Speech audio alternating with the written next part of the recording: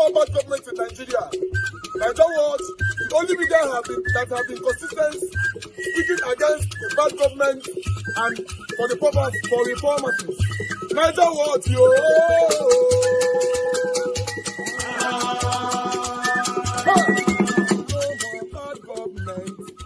No more bad government. Niger what? No more bad government. Niger what? No more bad government. The only media that have been speaking. No more bad government. The voice of the voiceless. No more bad government.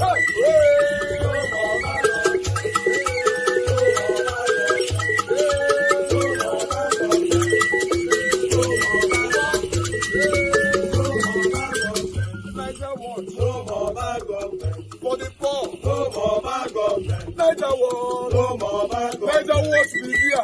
No more bad government. No more bad government. No more bad government. In Nigeria, no more bad government. No more bad government. No more bad government. The only media, no the number one media in Nigeria, no more bad government. That have been speaking against government. No more bad government. Niger what? No more bad government.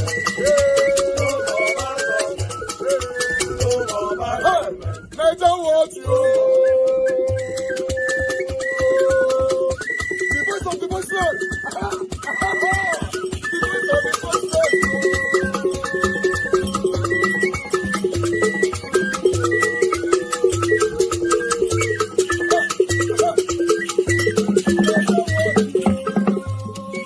Voice for the voiceless. Voice for the voiceless. Niger what? Voice for the voiceless. Niger watch media. The only media that have been speaking against bad government. Being consistency since 1944. Voice for the voiceless. Voice for the voiceless. Umuwame. Voice for the voiceless. Umuwame. Voice for the voiceless. Voice for the voiceless. Voice for the voiceless. Voice for the voiceless. Voice for the voiceless. Voice for the voiceless. Niger what you? We have been seeing all you guys have been doing, and we recommending to everyone in Nigeria, saying that you guys are the number one. Niger what you?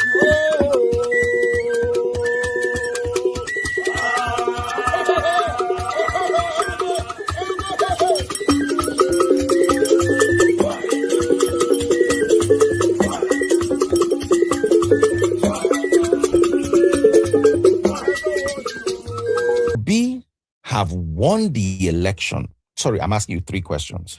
Second you have question. To remind me of this. I will question. remind you. I'm older now. Second question. Yes. Is easy to lump it together. Yes. Second question. Did Obi really win the 2023 elections? Third question. If Obi had won the 2023 election, do you think he would have done better than what Tinubu is doing right now? That was the reason I was supposed to be in 2022 and 2023, even when the whole country was saying, oh, he's better than, peanut butter. I said, look, how you will tell me what you did to Nigeria, you will show me what you did to your state when you were there for 8 years. And I've asked this question of all the people who support to be in this country. Nobody has been able to answer my question. Can you go and spend your next vacation in Anambra that will be left behind? Is there running water there? No. Did you build any schools that you can send your children to? The answer is no. They will tell you that you should go and verify. It was go and verify that took me to Abia.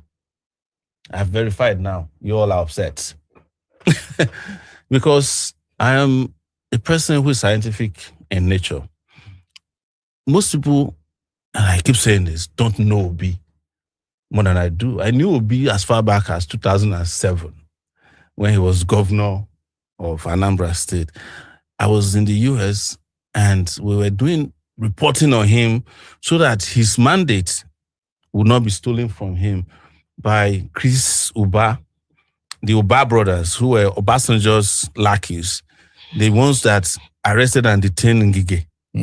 Yes, in 2003. Chris Remember and that? Andy. Yes, Chris and Andy Uba. So we fought for Obi to the point that, and you can ask Obi this if you find him, if his memory has not left him. When I first met Obi was in front of Professor Chinua Achebe at Rhode Island in the US. He said to Achebe, he said, I've never met Sowore before, but if not for this guy and Sahara reporters, I wouldn't have been governor for 2 seasons. Because every time, they stole the election from him, and then they ensured that he was impeached, even when he was actively in office. But by the time we were done with following Obi through media, we discovered that the guy didn't do anything. Everything he did was substandard. You could never find any road that he constructed that has not been a road that he didn't build any school. These things are not things that were told to me. These are things that I covered. And he's very good at propaganda, to the point that when we then turned against him as our reporters, I'm saying it because when we found out we started reporting on all his shenanigans, he was very upset. There's a guy known as Valentine OBM. He's one of the most rabid propagandists there is in the world. They were so upset with us. They went and printed posters in Abia accusing me and Ndibe, who was a columnist with our reporters, of being gay. Hey. And posted it all over Abia. I still have a copy of the posters. It was done by this Valentine OBM, but Obi was the one who greenlighted it. Because one thing most people don't know about Obi is that... Are you saying that Peter Obi started a smear campaign against you? Of course. You? Look, it was what he was doing even in Abia. Anybody who was under him as governor would tell you, the Catholics, the Anglicans, they have a history of his way of, blackballing people. So, but we continued regardless until he went back, left Abga and joined the PDP and was working under Goodluck Jonathan as a special advisor. He was an economic advisor under Jonathan. So it's not like Obi left Anambra and went on vacation. He was still actively in government. In fact, at the time that Buhari came, Obi was the chairman of, I think, the stock exchange in Nigeria, I think in Lagos. So it was Buhari that kicked him out of that position. That was his last known position before he came back in 2022. I'm just telling you all these things so that you will understand that we are speaking from a place of knowledge and history. We know these people. I don't like to call myself a journalist because I get crashed into journalism, just like Daddy Freeze did for broadcasting. But we all have tried in our own ways to change the face of broadcasting and journalism today, just because we're a little bit ahead of others in understanding where the world was headed. It was a three-pronged question. Yes. Okay. So the question about whether he won the election, yes, it is Obi who determines how he wanted to validate that. And when the election was over, if you go and check the interview I did with Ruben Abati on Arise TV, where you say, Sowore, how market? That was how he opened. He was trying to ridicule me. And I said to him, there was no election. So the idea of somebody winning does not even work. He said, are you going to the tribunal? I said, I'm not going to the tribunal to go and defend what I witnessed that did not happen. So Obi's people reached out to me and said, we have to fight. I said, yes. Because we were one of the parties that pulled out of the announcement that night. Until today, I'm convinced that had Obi taken the advice I gave them when they contacted me, it would have changed the course of history. What was the advice? The advice was that people should pour onto the streets and prevent INEC from announcing the result of an election that did not happen. But they decided that they don't want to protest. The only condition I gave in person is that Obi must lead it. Because I'm not a mercenary, I'm not going to lead a protest for you. It's all of us, so that if we are getting killed, we understand that we're getting killed. You're not the first rich man who had to fight for his election. But he decided that he wants to go to the courts. And that is where you go and find out if you won or not. Of course, when they went to court, I told them, I'm not going to court. I don't believe in Nigerian judiciary as well. That's the truth. But they started also blackballing everybody. I own the judiciary. And I remember sitting down and for the first time laughing. I said, anybody that has looked at the Nigerian judiciary, his eyes will catch conjunctivitis. Apollo. It's called Apollo. And that's what happened. So the route he took validated his conviction otherwise. That they told him in the at the Supreme Court that he didn't win the election. And he packed his things and left. What do you want to do? He's the one who went that route. And those are ways of, I have been opposed to this, and I say it, you cannot have 20 million people vote an election and wait for 7 judges to determine who won. That's YouTube. You don't have to go to a seminary. Okay. Okay. Thank you very much, my people. I appreciate you all. Can anybody hear my voice? Let me know if you can hear my voice quickly. If you're on the panel or on the comment section, anywhere you are, can you hear my voice? Okay. Everybody on the panel, they are sleeping. I can hear you. I can hear you, sir. Okay, good. Finally. Thank you very much, my people. I appreciate you all. Good morning, good afternoon, good evening to every one of you. Wow, that was a long interview, and you can go watch the full video on their channel, African English Honest Podcast, where Sowore is still talking. Yes, you can go watch them later on. Probably if you have on it. Sowore said a lot.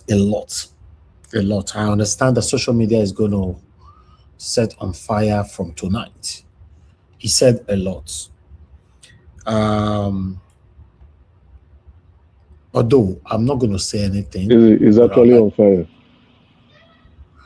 I would like to listen to social media is actually on fire now. Yes, I know. It's already on fire. Yeah, I know. I will leave my panelists, my callers to handle that. Then I'll give my own submission at the end of the day. But meanwhile, my presentation is not over. Let's quickly go to Seun Okinbaloye. I have short videos I want to play, and I have a message for this. Seun Okinbaloye have been playing games for a while. You and I know. Stylishly, directly, indirectly supporting, or rather protecting the APC people. Until we came out told him now that, he's supposed to receive a gunshot on his head. Then this went out. It went viral.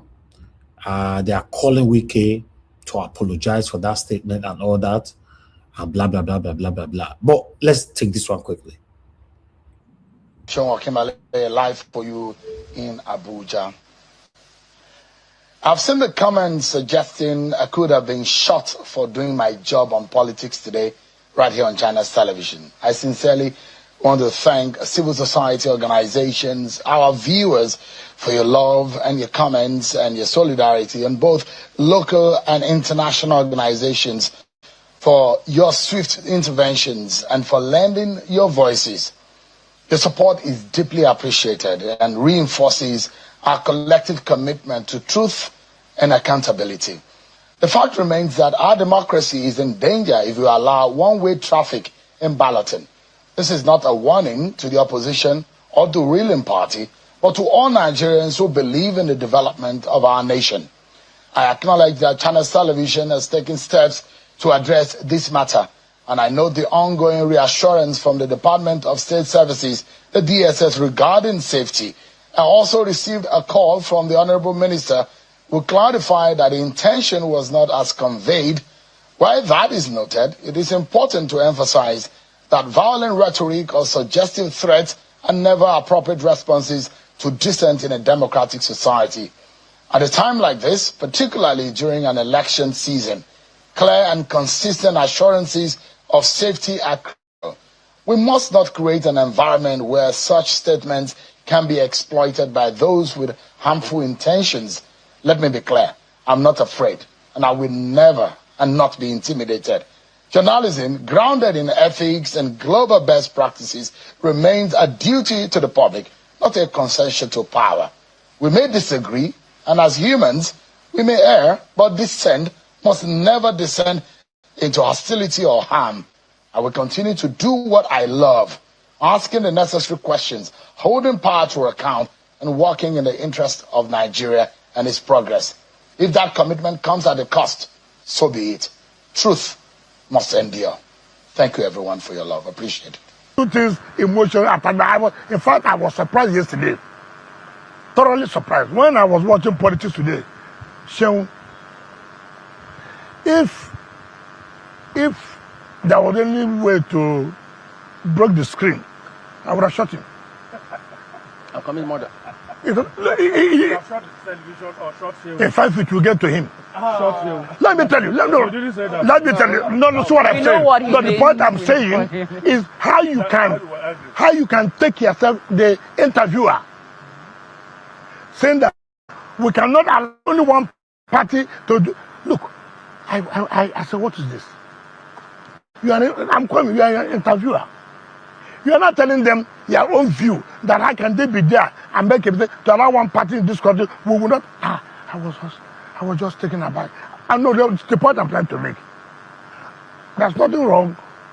You are the interviewer asking questions. How would people have allowed this kind of thing to happen?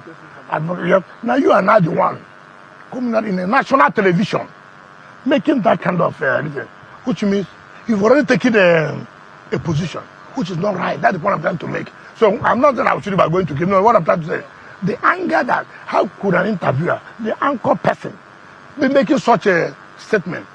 And I said, this is not the kind of journalism I have seen people. What makes the race very interesting is when it's competitive. I mean, not when only one party stands in the middle of the ballot and you're looking for the rest of the political party. But I mean, when some of us talk, it looks like our mouth is smelling. Yeah, we've been on this ground for a while, and you thought that there are a lot of experienced men in the ADC. They should have seen the devil in some of the issues that have been raised over the past month.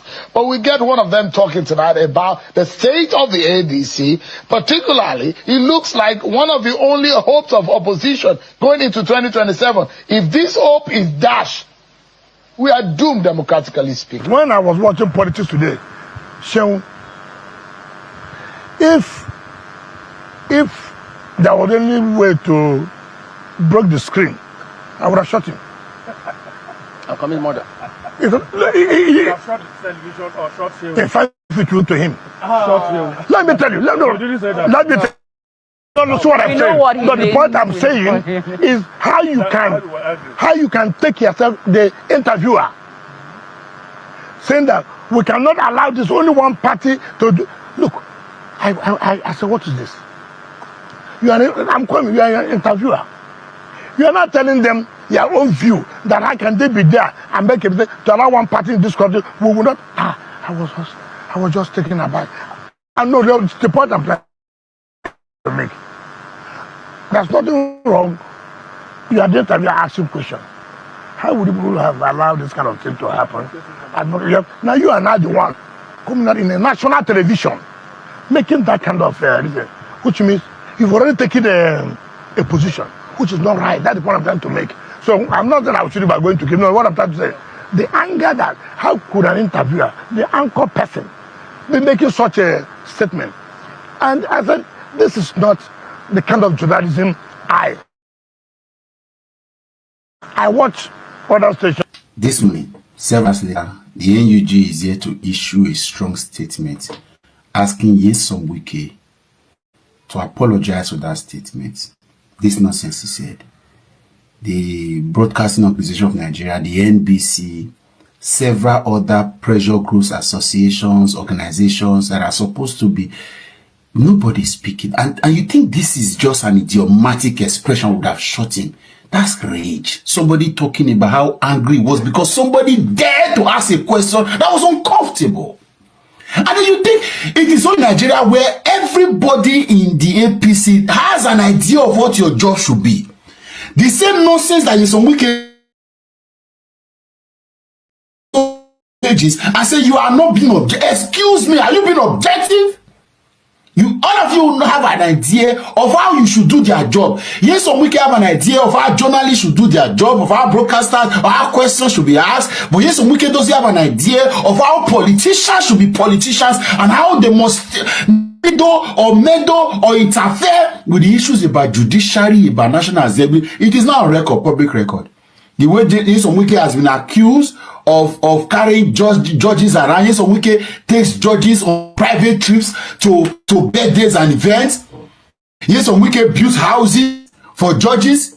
Well, now we are hearing now it is not even we go to Premium Times and read that yes, some wicked has not been accused of giving lands in prime areas in Abuja and offering over $50,000 to 29 senior officials of INEC.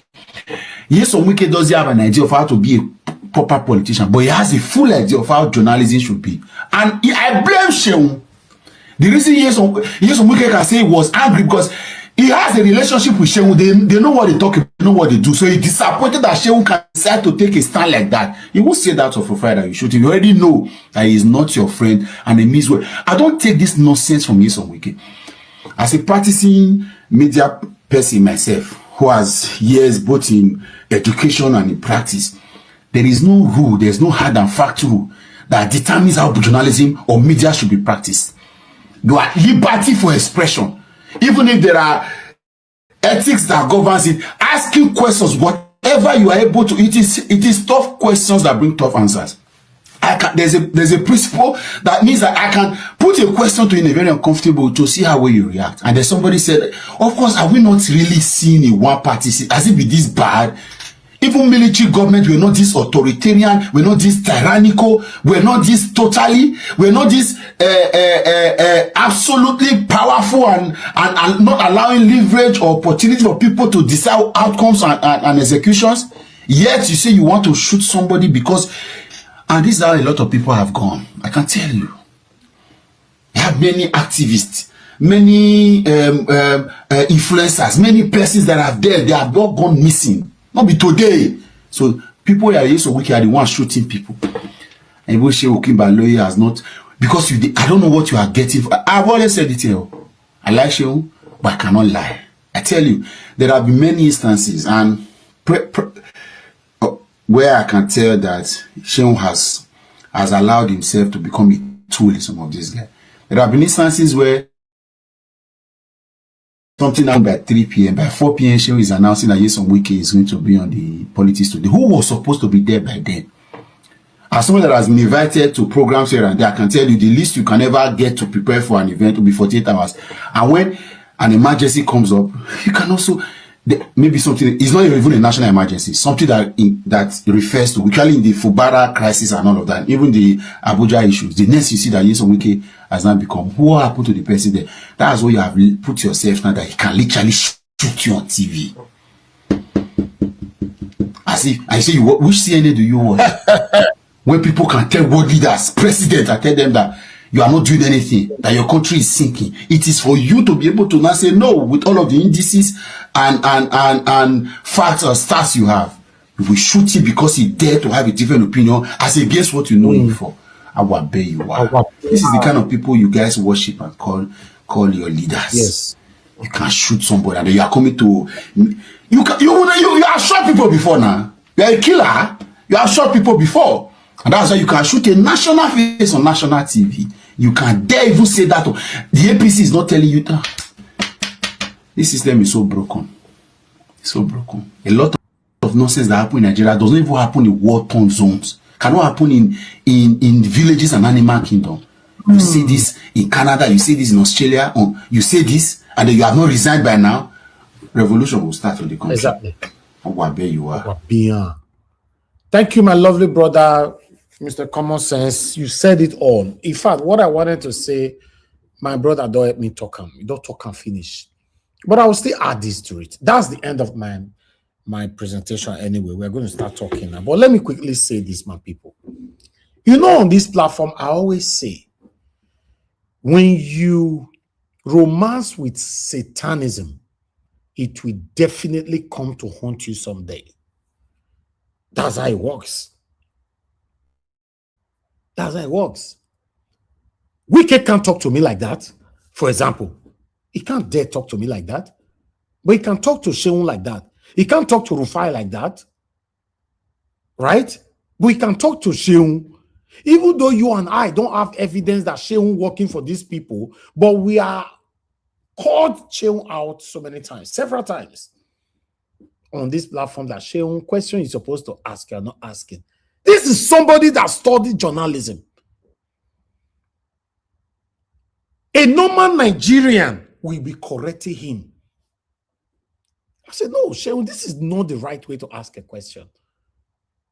Sheun, we ask question A. His guest will be answering question Z. Sheun will not take them back to the question A. The next thing we are hearing, oh, we are run out of time. Sheun will let them go. But this is what you get. This is the result. This is the repercussion when you romance with Satanism. Sheun, you come out, tell us if you have never collected brown envelope from these people before. It could be once, twice, or so many times. Come out. If you know you have collected, even though it's once, then they have the right to treat you as a piece of shit. You ever brought that politician where you go treat me as a piece of shit? If you talk, I go talk. Do you know why? Because they ever buy water from him before.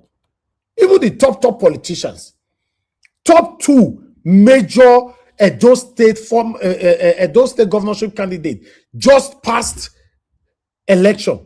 Top 2 of them invited me to meet with me in Lagos. I refused. Not that I have anything against them, although one of them is my partner. But I don't have anything against them. I don't go. You know why I don't go? Because I don't want me to take picture. Thank you, Margarita. I don't want me to take picture together, and at the end of the day, you know, you, where they listen to me now, you can't see them. You can't say, Mr. Evans don't go collect something. So. That's why I've been managing myself for the past almost 11 years on media. From me studying media. When I speak, I listen to myself. Sheun, come out. Tell us if these people never buy water for you before. Yes. When Obaseki was sharing 50 million naira for people to come back in second term and all that, I brought one of them here on this platform that exposes all of them.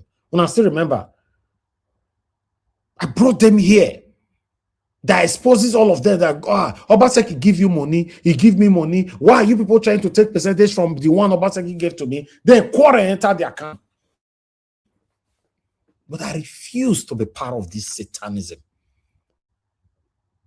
It doesn't make me richer than anybody. It just makes me different, unique, and contented with what I have. I want to be able to speak. I want to speak how I want to speak. Any kind of hindrances. Without any kind of fear. Say, I know if you talk against this person, he give me brown envelope last time we call my platform. That's what they do. Sheun, they can't tell Rufai, say they want to shoot him for head. By now, Rufai, in fact, everywhere will be set ablaze. But we came openly, FCT minister, saying he want to shoot you for head. I mean, get what it happen. You get what it happen. Something must have. You get what you know they do for back, we not clear. It's not clear. And he didn't expect you to oppose him on the national TV. Now make him talk him like that, say, if not for anything, go shoot you. And he knows that there's no any consequences for that statement. Do you know why? According to my brother, Mr. Common Sense, that by now, in the country that works, Wike supposed to be arrested by now. No, they can't arrest him. Wike were actually speaking on so many voices amongst them. Not the only Wike verse for the statement from Sheun Okimbale. Now them. Nine verse. But Wike can't react as one. So you now go to say now only Wike nine verse. No, not them. It's just like you've been part of drug dealings, or you be part of Yahooism. And the people who are the guy that do Yahooism or whatever, don't share so many money on feedback. Don't share $1 million, 500,000 or whatever, how they take the thief out. One day you just can't come and come to speak against them. They will come for you. You don't know. Or you go join court. You can't speak against the same court where you say you joined before. When you know, say the day where you join, the vow was you can never speak against us. They will come for you. You don't know. All these Yahoo people, they use gun, they kill themselves. You don't know why they happen. Oh, you don't know. So, Shehu, you don't romance with Satanism. That make someone like Wicked if tell you say he go shoot you for it on a national TV. Now, Shehu, the crack come out. I cannot be intimidated. I'm not scared of anybody. Shehu, tell us how many brown envelope you don't collect from these people. They might give it to you directly or indirectly. Directly, Shehu. Yes, sir. Let me just finish. Let me finish. They can give it to you directly or indirectly.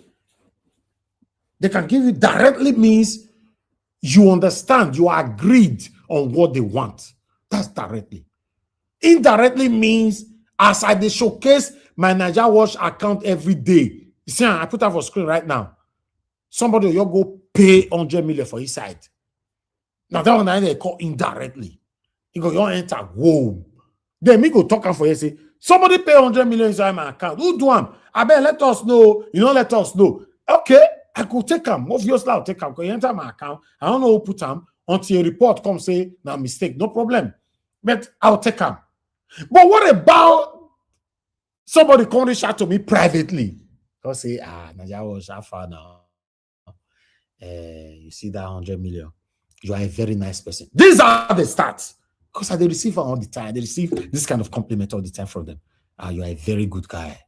We've never seen any man like you before on social media. That 100 million, just use it to look after yourself. You'll be asking for solar for a while now. Go get a better solar. If I solar that can carry 7 ACs, go get a better solar.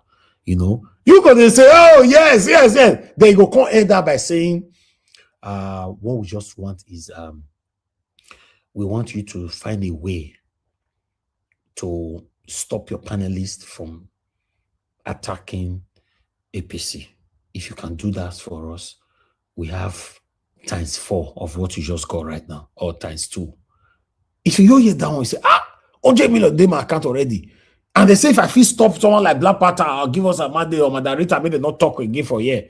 They go put another 200 million. Say, hey, woko lobo lebu. Black Panther or your question, why you say Tinubu? I say Black Panther. I beg. Mr. Jonathan, I beg, talk to us.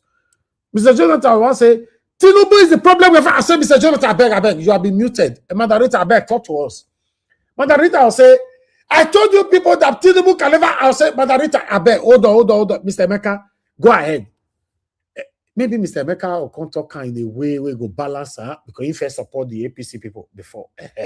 Of course, Mr. Emeka, just the talk they go. Madarita will say, make our oppose. I'll say, no, you cannot interject people on this platform. What is all this? Give us a mandate when they target people, everybody for this platform. Make I target. I say, no, let him be. Make it speak. For your mind, you cut inside, they do my job. Now lie. Now, the way they call her Okubetu. That presenter, anchor, don't eat Okubetu. That's what they do. Before they do, they'll say time is up. Time is up. All right, thank you, FCT Minister. Yes, Wike, thanks for coming in. All right, guys, this is a closure. There's a roundup. Blah blah blah blah. They don't come out. You yourself will call the explain. You go explain tire. Oh, Shehu. Now, wow. How did you get here? My brother, you studied media. We study. All of us study them. Even you study for Nigeria. Some of us study it abroad. We understand what we want. We know what we stand for. If you don't collect that bribe envelope, you'll still be better. I believe channels are paying you heavily, though. According to my research, someone like you in your position are receiving between 3 to 4 million naira every month. If you are receiving that, so wait, how many wives you marry? We not look after that with 3 to 4 million naira. Must you embrace the satanism? Now this one I take different, though, my people. Listen, I was born strict. Till tomorrow, I'm strict. All my workers know who I am. My mama, they listen to me. They know who I am. My papa, everybody. I'm too strict. I cannot never embrace in Satanism. I'm not perfect, but that thing we will go do, we don't deliberately do them. We'll come they say, oh, I'm so sorry, it was a mistake. Who shall be mistake? They pay, okay, they mistakenly pay money to your account. Did you mistakenly return it back? Who shall be, it was a mistake? I was offered 60 million naira here. 60 million naira here in just concluded the Edo State governorship election. So how the condition now they shock me. If you give me 60 million, obviously I go collect. Say Naija Wash, I bet try to pull my gift for my side sometimes over here, but only you just do your thing. But let your panelists also add their voice. I feel so okay. That's 60 million. Make I collect her now. If I say that's why Udaro is satanic, I'll still say no. If for better pass of Bible, if for better pass shall, but if Mandarita can't destroy them, Black Panther destroy them, Oga CM destroy. What think Uncle Sabi for his side? Say you are giving me a condition. In case, let me say this for the first time, in case you guys don't know, the biggest problem of the politicians, the top politicians that have communication with me or that watch you guys here on this platform, the biggest threat and problem they have today is not even me, it's my panelists. Now you guys with the panel, now will be the biggest wahala where they all get. They don't like none of you. I won't mention names. They don't like you. Do you know if I was to be running my... It's the truth. Do you know if I was to be running my broadcast, my... Do you know if I was running my broadcast alone on this platform, these people therefore find a way to not get me. Even though I don't align with them, I will be running my broadcast the same way Shehu is doing it. Because after all, there's no panelists, there's no callers calling in. I said, okay, no problem. You have 30 minutes to stay with us. I'll bullet point all my questions. I'll send them to them before you come to the panel. Say, these are the questions 1 to 10. I will ask you. So, he go prepare for me. Then I ask her the number 1. He answered. I said, okay, that's fine. I move on to number 2. He answered. There's no opposing or anything. That's what they are doing in channels. That's what they are doing. But they know on my platform, if me, I can bypass that area. How do I bypass? I want to tell someone like Oga CM, especially Mr. Jonathan, the biggest headache for this platform. I don't review myself now. Someone like Mr. Jonathan, how you want to tell and say, Mr. Jonathan, you know what go happen? This person come now, beg. No, you say, yeah, go ahead quickly. Una must interject if I talk. Una let me talk. Go ahead. You go talk. Add this one, join them. Just look at the video of Somia when he was interviewing this Bolaji and then this Moka. Somia was asking Moka, revalidation exercise by INEC. Is APC aware about it? Do you know that Moka did not hear that? He had that question, did not answer. But when they said give your party farewell message, Moka had that one. What do you say to? No, listen, my brother. It's a straightforward answer from me. You can't blame Moka. Somebody will ask a question and Moka not answer, and you moved on. Now that one you supposed blame. That is what they want me to do for them. Now me at the talk say when you're talking about Shehu, bring these guys also in because Moka was not deaf. Moka could hear the say give us get farewell. But the real question, you know, answer them. And this one here, arise guys, let him just go like. Hold on. Let me just finish mine because I quick forget something. I'll just move on to the next lane. Listen, guys, the problem they have with me on my platform. In fact, one time, where somebody, I don't mention name, because I still my party, but I'm not here to bring anybody down. When somebody run for governor for Kogi, and that one person don't tell me say they come here. And that person can't give me condition. Say, in one may be one-on-one. Now let me go interview him. Right? So I can't stylishly say, make I talk to some of my panelists for here. Then you blow. In fact, the bomb where they throw is still affecting me till tomorrow. The bomb. I be using my tears. I want to talk to them. In case you don't understand, I was offered a G-Wagon on that project. And many of you listening to me right now, you allow yourself to be cajoled. Yes, on that. I refused. You know why I refused? Because I'm contented. By God's grace, it is too late to fail. I want to end here by saying, you don't need to have problem with anybody by saying no. Learn to say no. For me, I cannot detach myself out of my panelists, except I stop this live stream. If I stop this live stream, say I can't come on once or twice in a month, and if I come with somebody who I want to interview, after we don't plan for backstage, I just enter live. Then all of you here now not be a listener. Now only listen, I can't do, I not get opportunity to participate, except when I carry my video, go on a platform, go talk for that side.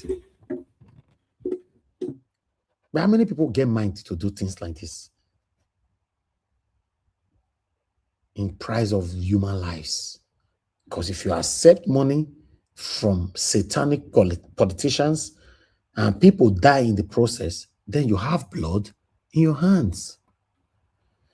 Good morning, good afternoon, good evening to every one of you. I appreciate you all. Thanks for your time with us today. Now God bless you. Now, Abu Azi, I'd like you to stand by as I quickly acknowledge some of you there because we have a record.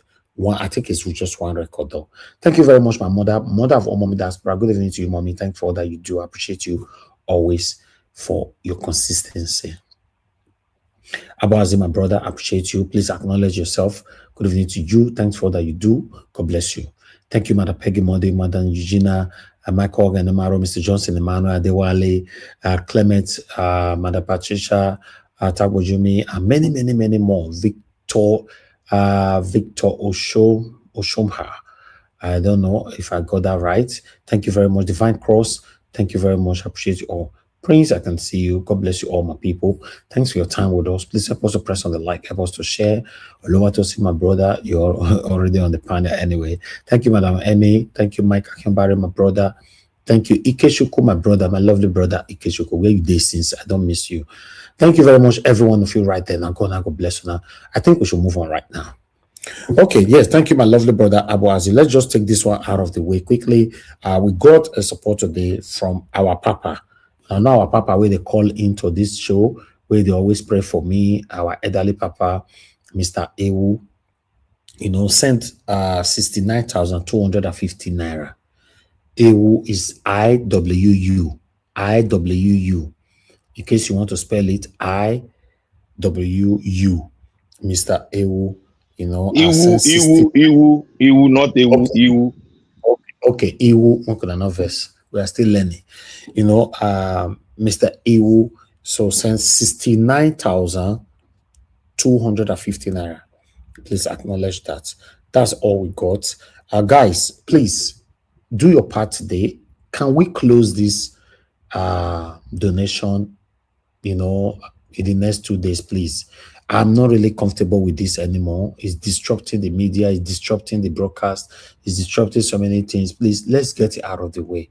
We know so we'll get one person there where they listen to us today that can say, okay, how much is left? Let me do this. You can do it. Do it for us. Acknowledge us. Appreciate us. Don't put your money on things that you cannot get a result. So let's do this out of the way. The result that we still have so far, we have 7.6 million naira there, except my brother have additional updates and the money that we just announced right now, 7.6 million naira.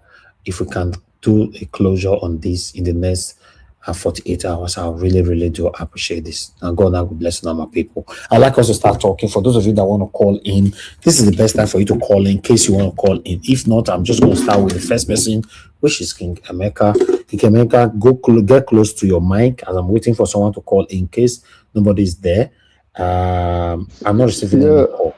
Emeka, talk to me. Thank you. All right, thank you very much because I have the meeting in 15 minutes, so I was just hoping if I could go quickly. All right, good evening, everyone, irrespective of where you are, and to the panelists as well as those who are on the comment section and listening from your various streaming platform. First and foremost, I think I will just take it into several segments before going into what I wanted to discuss for the day. I would start with Hills and Wike's discussion, proceed to Sowore, and probably wrap up with my main discussion. Um, Mr. Elvis, you're quite right. You see, before you get a slot to speak on politics today, which is 8 p.m. Nigerian time, West African time, I beg your pardon, you actually pay for it, right? Um, so it's not just only Shehu that is in bed with these politicians. The channel's TV crew or those who are managing the channel's TV as well also benefit from running their stations, being in bed with or receiving money from these guys coming in to come express their opinion. And in every election cycle, that's when they benefit the most through advert placements, those who are coming on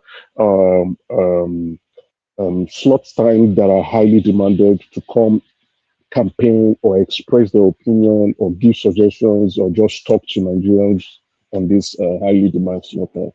So they're in bed with each other. So you are not wrong with your opinion on that. But what I want to say is Wike is power drunk. And we have seen consistently that trend. Him fighting with the lieutenant previously, I think this happened like last year. Him going against the governor of Port Harcourt and didn't care about what the governor of Rivers State, I beg your pardon, didn't care about what the residents of Rivers would suffer as a result of his power hungry behaviors.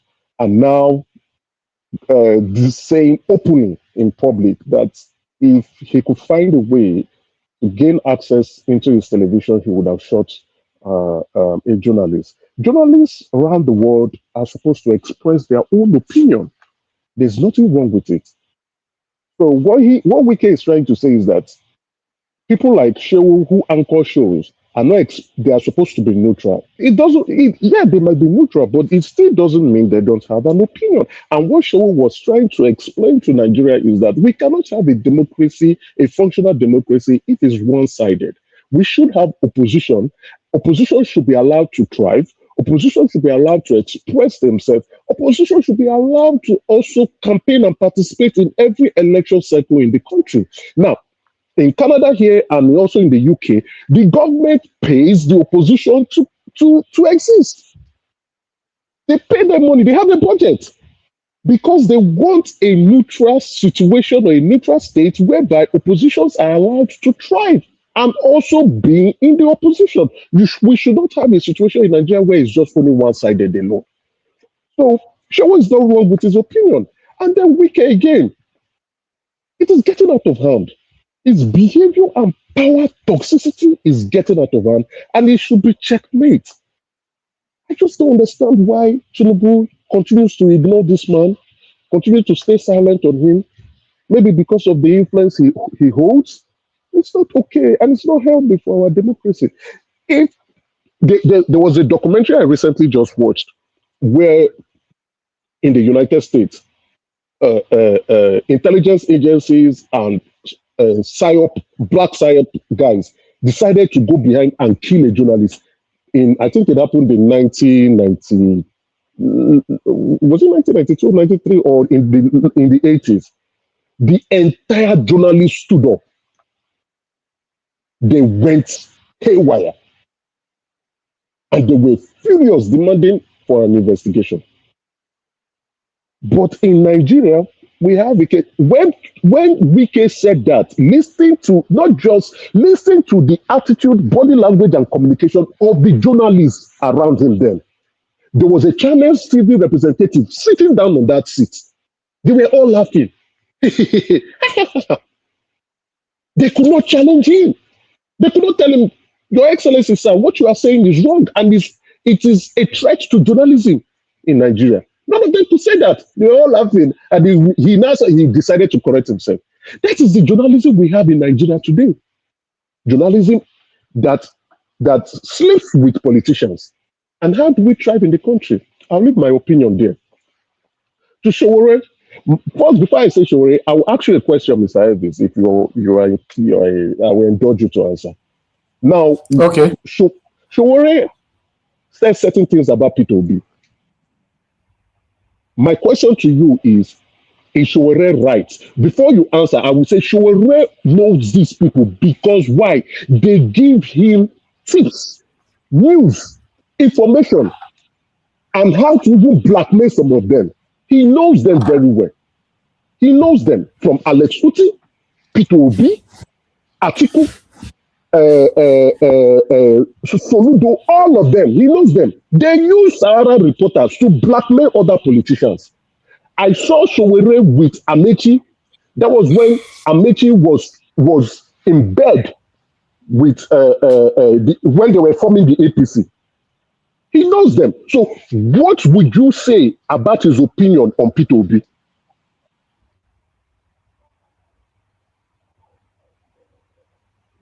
Okay. That's my question. You want me to answer now?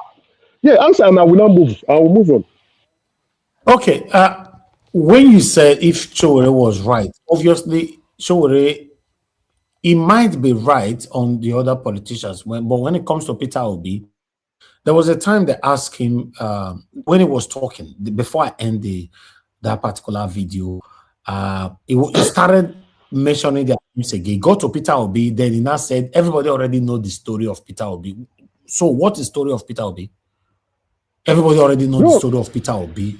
No, I'm asking you the things he said in this interview. Maybe you might go back to listen to them again. But what he said about it's not Peter right. Obi, Everything he said about Peter Obi is not right. Okay, that's fair. I'll move on that. No, But it's what I not would say right. is It's not because no. I'll move on. I'll move on.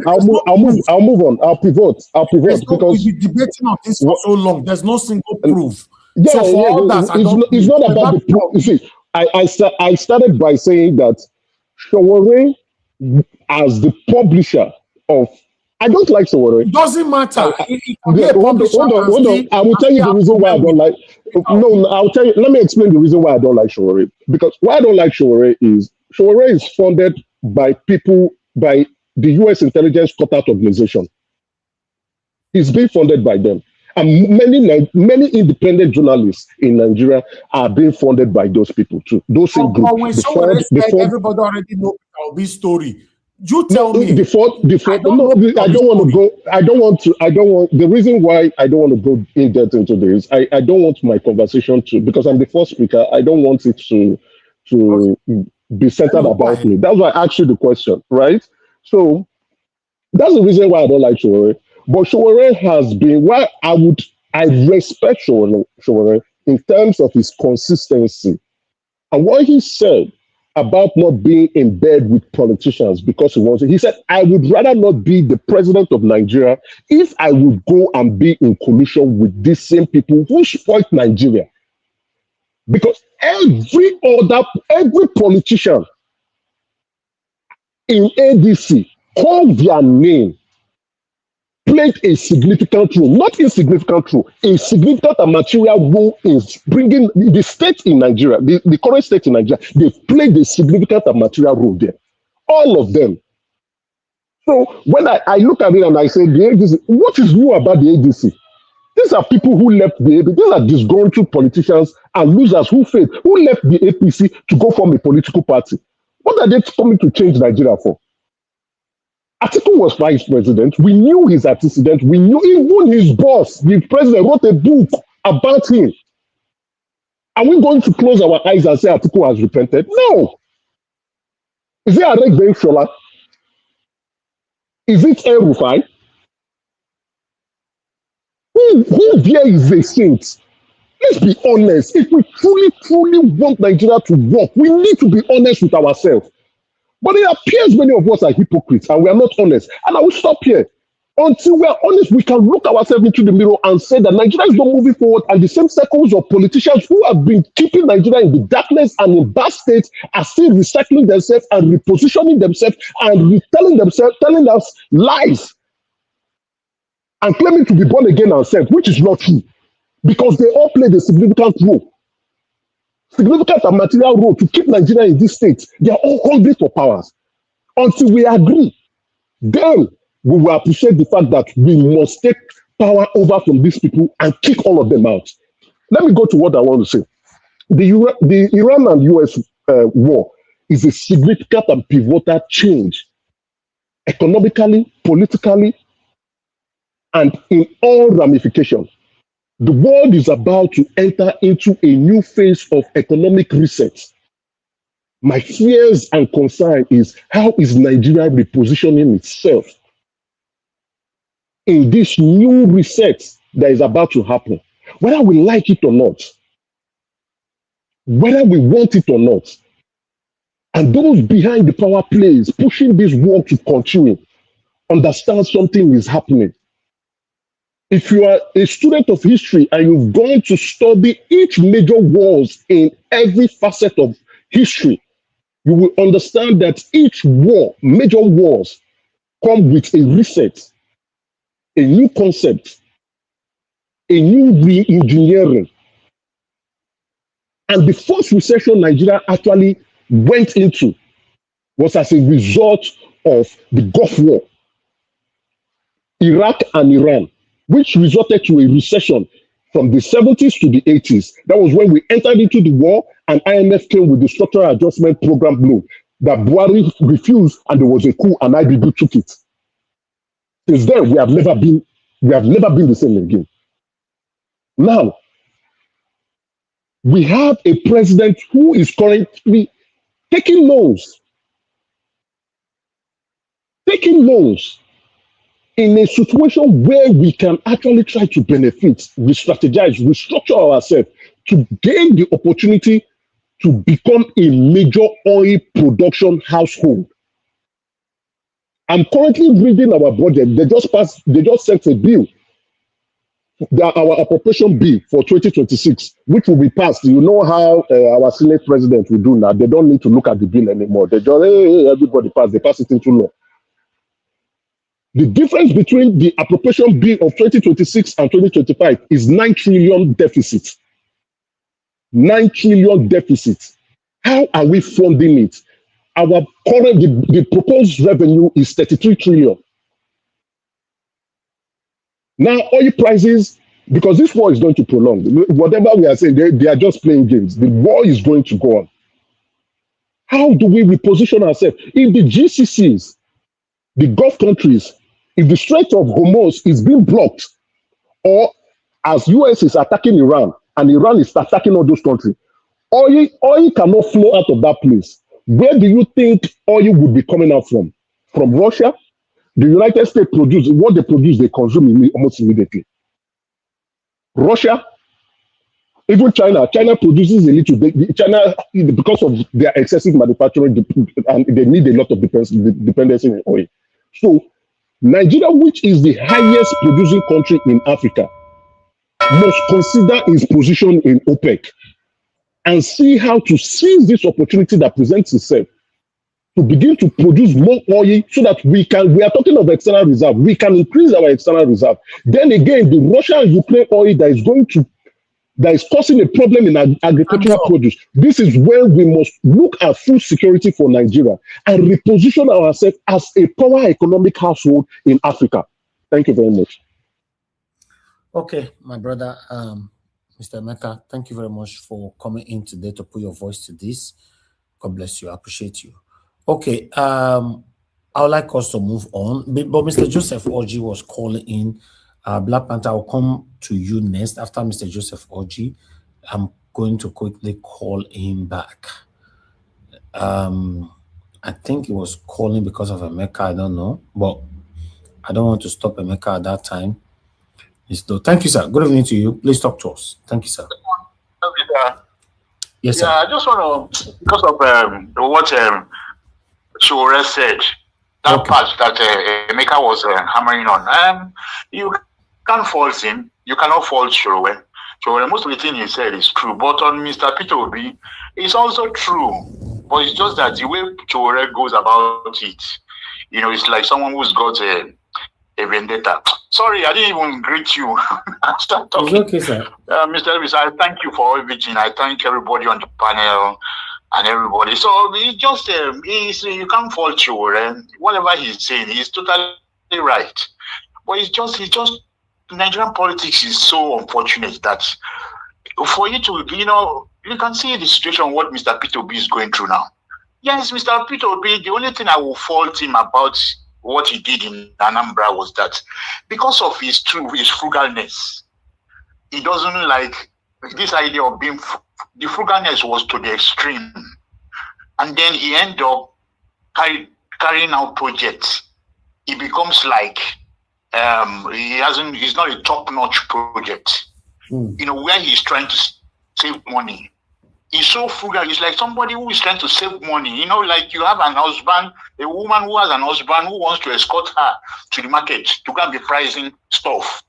I'm just trying to, you know, just give you an example. There are certain sometimes he needs to, you know, one needs to allow some spending. He's too frugal. That's the only thing. But the problem with my only situation with Mr. Peter Obi is that I want him to be the Nigerian president, but he will stop wastages. That's the only thing I'm supporting him for. He will not allow unnecessary wastages. But when you talk about like building big projects, big road that will look of international standards, please don't expect that. He will build a proper road, but then he will not look like an serious international standard like the Western world. Mr. Peter Obi will not do that because he finds it very difficult when it comes to money spending. It's like he's allergic to unnecessary spending. That's the problem. And for me, I don't see how he will survive that in Nigerian politics. I don't know how he will survive that. Because once you're involved with Nigerian politics, you have to spend. You have to spend. That's the problem. I don't know. I just want to, Mr. Elvis, I just want to tell you that Emeka is right. He's right. Okay. About Mr. Peter Obi. Yeah, he's not he will not He's right. He's right in what aspect? Tell me the area where he's right. Yeah, well, when it's like he was trying to buttress exactly what Mr. Sowore said about Mr. Peter Obi. Okay. On that, what he did in Anambra. You see, maybe Mr. Peter Obi constructed road to the inner parts of Anambra, so to allow market, you know, to allow farmers to bring their stuff to the main market. Inner road. Well, it's really good. It's a very good idea. But then that you're expecting so to be seriously, you know, to have that international standard. No, he will construct road, but then don't expect an international standard of road. That's the situation with Mr. Peter because he's trying not to look at somebody who is looking in as a governor. You gave contractors, you gave them contracts to do something, and here you are. You already gone to the market to go and be pricing the stuff. What's all these things for? Okay. Thank you, sir. Mr. Peter Obi is a character. All right. Thank you. Thank you, Mr. Joseph Orji. Yes, sir. Okay. Mr. Elvis, please let me respond to this caller briefly. Just a minute. See, that's Mr. Joseph Orji. Mr. Joseph Orji, I completely and totally disagree with you. You are using the word frugal. Thank you very much. There is nothing like frugal. We're talking about prudence. Prudence. Please, you are listening to me right now. Take these two words side by side. I leave it to you. Go and study these two words. Go and research these two words. Frugality and prudence. What Mr. Peter Obi, and then you talked about international standard. He will not build, he will not construct to it. And where did you get that from? How did you get to that conclusion? On one breath? Okay, all right. You will expatiate on that when it gets to your time, I don't want to waste my time responding. I just want to, but anyway, I think this little is okay. We are talking about frugality. Please, you are completely out of line. You don't even know what you're talking about. Frugality in this sense. We're talking about money. And when it comes to money, you talk about prudence. And that is wisdom. I will leave it there. Okay. Thank you very much. Of course, Niger Watch, naturally, you know I should have something to say, but let me be in the cooler. Hopefully, I should be able to gather my thoughts and then debunk a lot of rubbish. Okay, Augustine, that's why you are doctor. Thank you very much. I'm even glad you are here. You are here. Yes, I cool like Dr. CM. Augustine. Getting hot here. Okay. Just this cooler. Hold on. Una body to the hot. Una hold on first. Augustine, take pen and paper, bullet point everything you want to talk about. Make you not forget. All right. I would like us to move on, my people. I appreciate you all. Because I remember, so we get donation, we still they go on. We never receive any donation today at all. See, account number is right there. We have a donation that is going on, my people. Do your part. And let me announce your support. Thank you. Black Panther, unmute yourself. Talk to us, my brother. You have 8 minutes. My brother. May God bless you and bless every one of us. Bless my mommy. I love you. You are a beautiful mother. May God continue to beautify you and make you stronger in Jesus' mighty name. To our viewers, top notch to every one of you. Madam Rita, you are welcome. Oga CN, Oga Jonathan, King Emeka, and give us a mandate. More grace to you all. Thank you very much. We are complete here.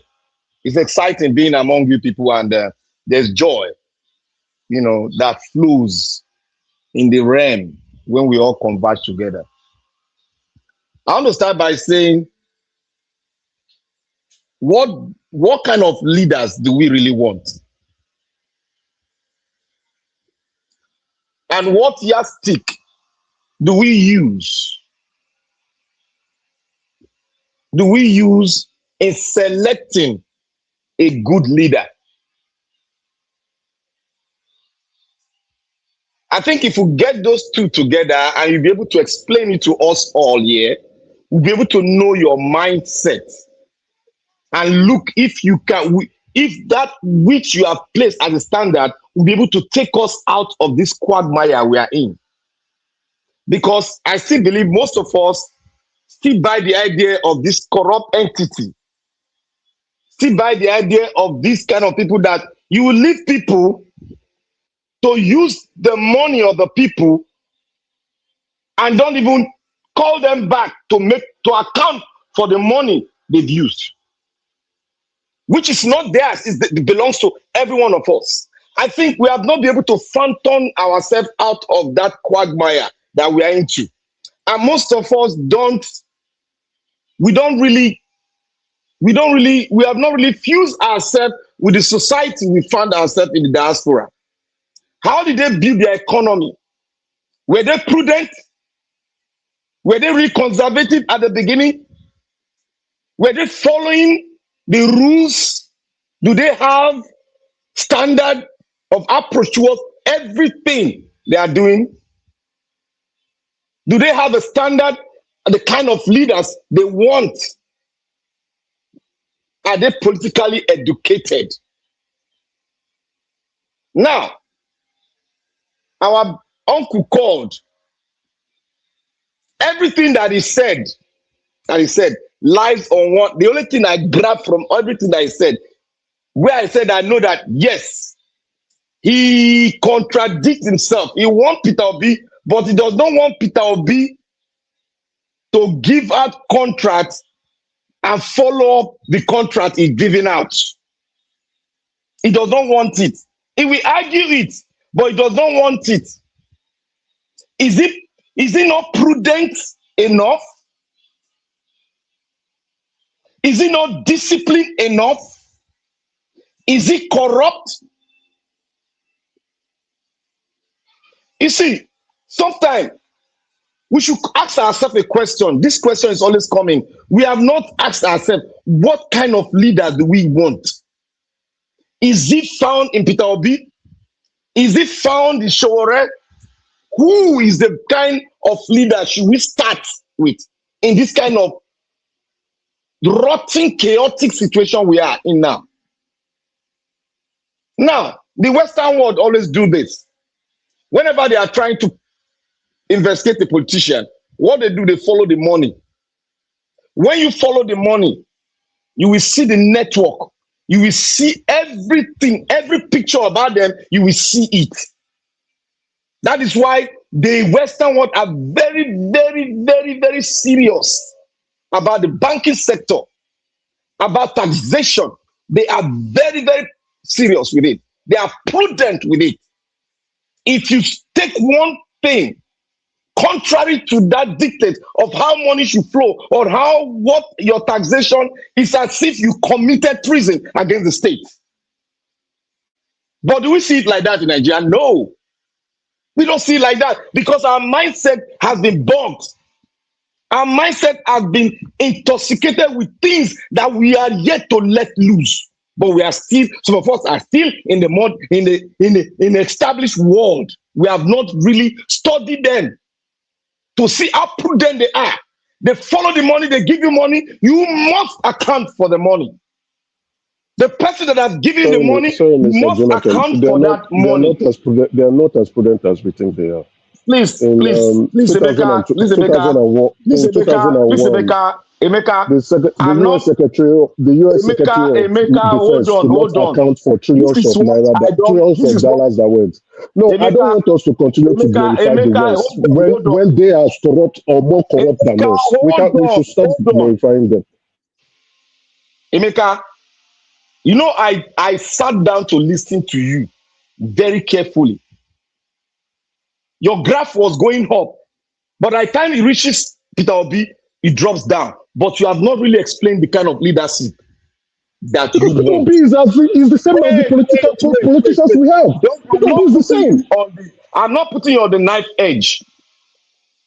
I'm trying to understand you. I love critical thinkers. People that criticize, then put forward a solution and put forward a standard with the law to see. So that we all will focus on it and we vet your standard and see whether it will flow with our own spirit. But we cannot continue to criticize a man. One, he has never been found wanting. In this modern world, they followed where the money goes to.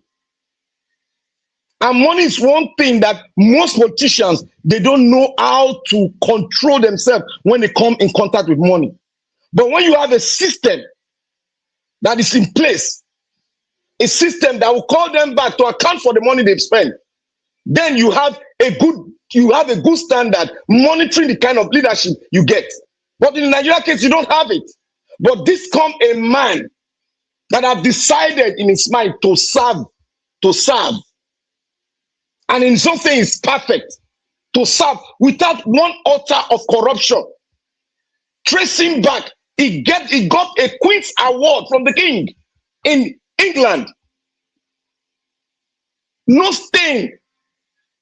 Then he comes to the Nigerian place. You want him to become who we are in Nigeria. To throw money. Then don't investigate how the money. Don't go out to see the prices.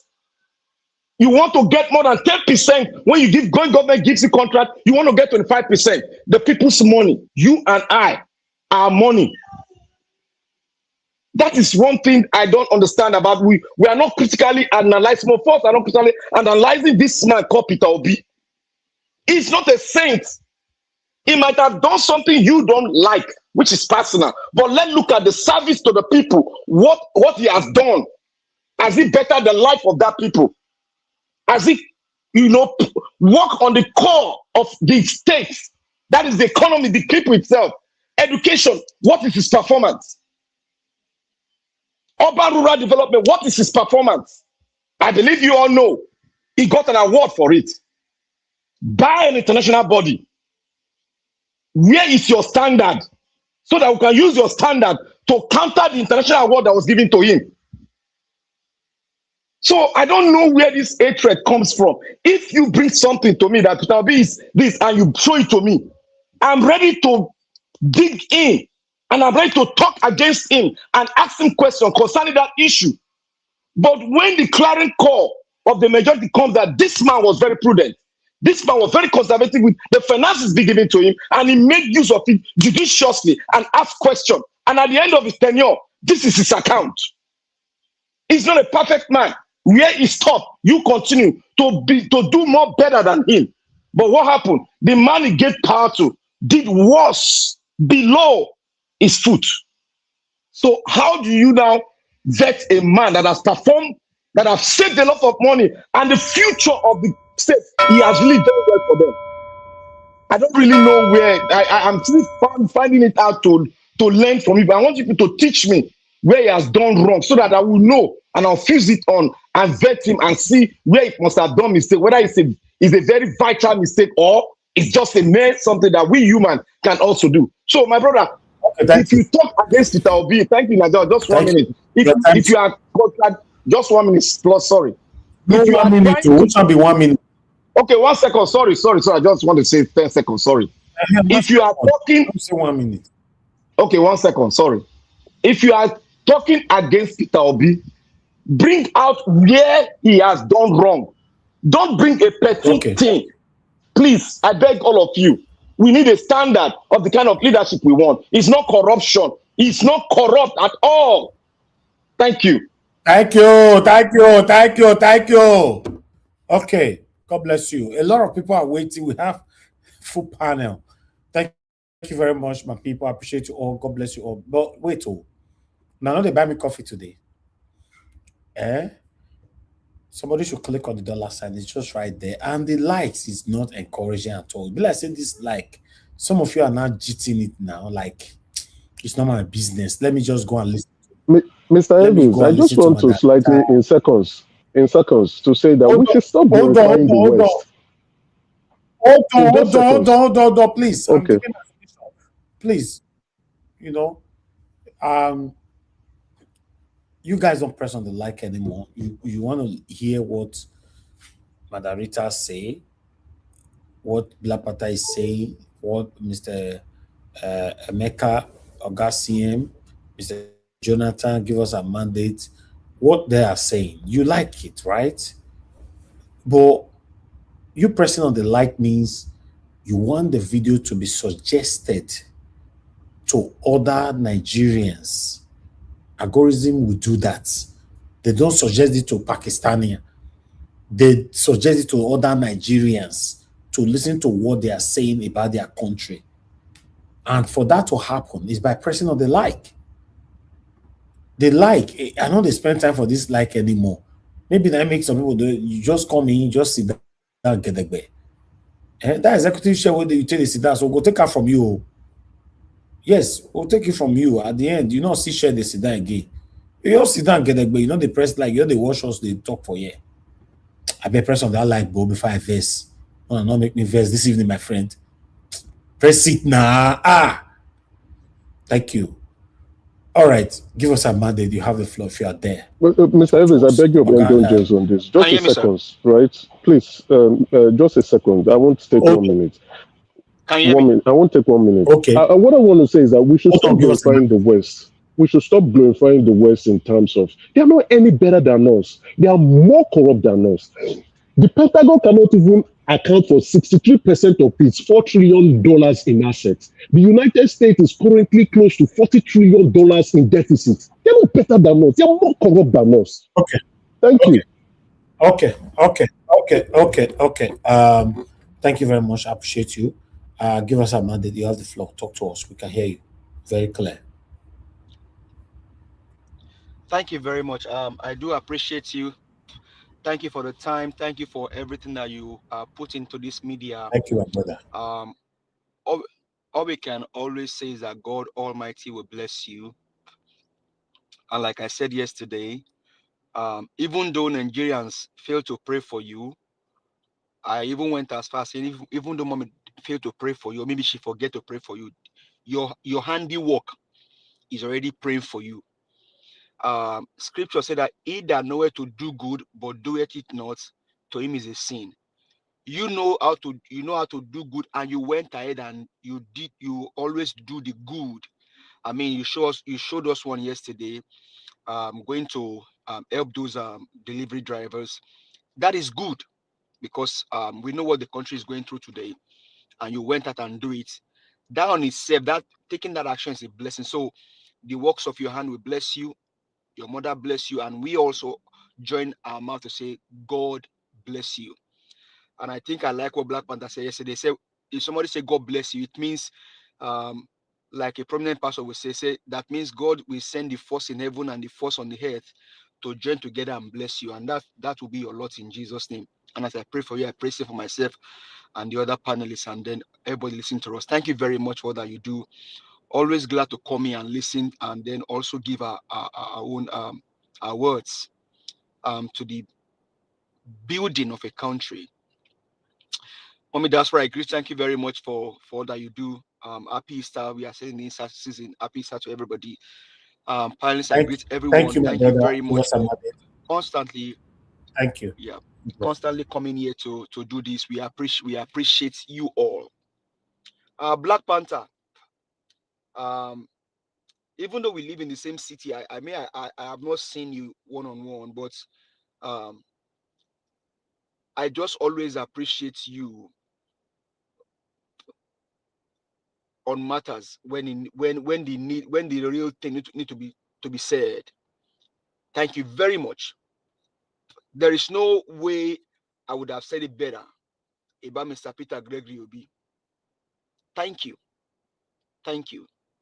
You see, what people don't realize, or what they probably think, is that maybe Mr. Peter Obi, he has made one concussion, and then he gave it to us, and then we all drank it, and then so because of that concussion, we are just dummies. We just follow and we don't critique. I would like Nigerians to go pull up Mr. Peter Obi's video with Adiola Fayemi, that lady in the US. When Mr. Peter Obi came to the US, I was one of those that interviewed him.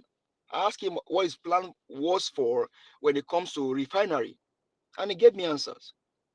As a matter of fact, he was my friend, my childhood friend, a naval officer in Nigeria, that told me when the election was about to happen, the one before this one, that when they talk about the people that are going to contest, Atiku, Mr. Peter Obi, Tinubu, and I like, all these guys, nothing can come out of them.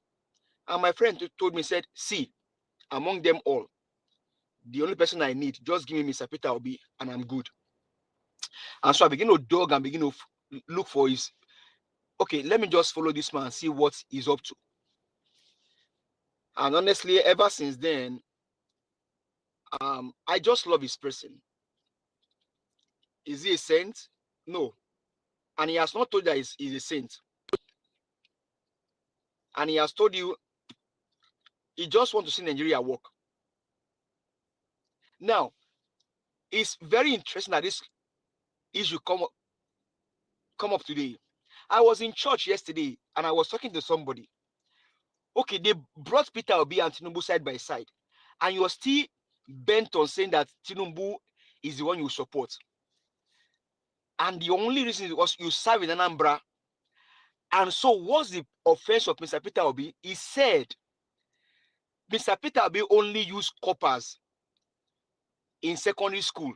And I told him I served in Bauchi. I served in government college, Tafa Balola local government in Bauchi. The same thing that Mr. Peter Obi used copper for. We were used to teach people in Bauchi. I was teaching in Bauchi. I taught. I served in the girls' school. That was the only offense of Mr. Peter Obi. Other than that, nothing else. See, until the guys that initiate MDG tell me that, oh, all of a sudden, we've now went back, then during that period that Mr. Peter Obi was a governor, we made a mistake, we made error. We gave him too much accolade than what we're supposed to give him. So we are retracting it back. Until then, your opinion is as useless as anything when it comes to Mr. Peter Obi. your opinion is useless. Useless. Because you cannot cry more than they believe.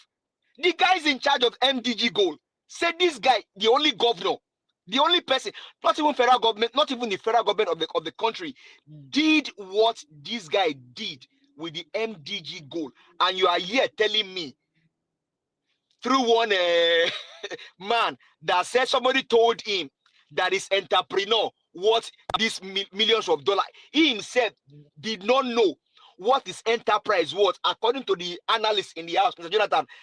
And that's how, as an entrepreneur, Mr. Elvis today can tell. If see now, thank God, if you ask Mr. Elvis Onyedigi today and tell Mr. Elvis, how much do you think Naija Watch Media worth? He owns it. And I tell you, if you can tell me how much he worth, I will pay for it. Sell it to me. He will tell you right on the spot. Mr. Elvis Onyedigi will tell you. But you ask, Sowore does not know how much his enterprise. Somebody had to tell him. He said, somebody told me my enterprise worth this. See, Sowore, Mr. Peter Obi, he passed you. Not too way about it. Yoruba will say, Senior Bati Junior Law, Otti Juelo, Peter Obi Juelo, he passed you, he senior you. Peter Obi was already a billionaire. You see, Peter Obi passed you. All you are doing is you are a crying baby. You are a crying baby. And in like Mr. Elvis will say, yeah, you are in one coven with one person called is it Boy Freeze or Daddy Freeze, they call him. You are in a coven with them. And you start in a coven and you are talking about, come on, Sowore. See, and I see Nigerians, I will keep telling you, you may take these guys as your hero, all well and good, but please, when they pepper you, don't come and cry, because I will mock you. I said it about Shewa Kimbaloye when they posted this thing on our Naija Watch Media diaspora. I gave my comment there. I put it here on Naija. I put it on YouTube now. You guys can see it. Before Sheun came out, him and Wiki have discussed whatever Sheun is doing now. He's just, please, Nigerians, let's face the real deal. Sowore, for me, Sowore's statement cannot deny the fact that, cannot change the fact that Mr. Peter Obi, Gregory Okute Obi, is the best of his kind that this country ever produced. You are telling me that, and Mr. Oji, Mr. Joseph Oji, you understand Yoruba, Egbo Yoruba. Lori elete so you offend me. On this one that you say about Mr. Obi, you offend me. Let me tell you how you offend me. Do you know, sir, that in Lagos, when they give people contracts, they will tell, and people go and do their contract, they do it to the requirements, and they go and get their money. They say, on this contract, I didn't even make profit. They will now ask them, the contract, how did you do it? For example, they give them gutter. Go and clear this gutter, the drainage maybe in a street.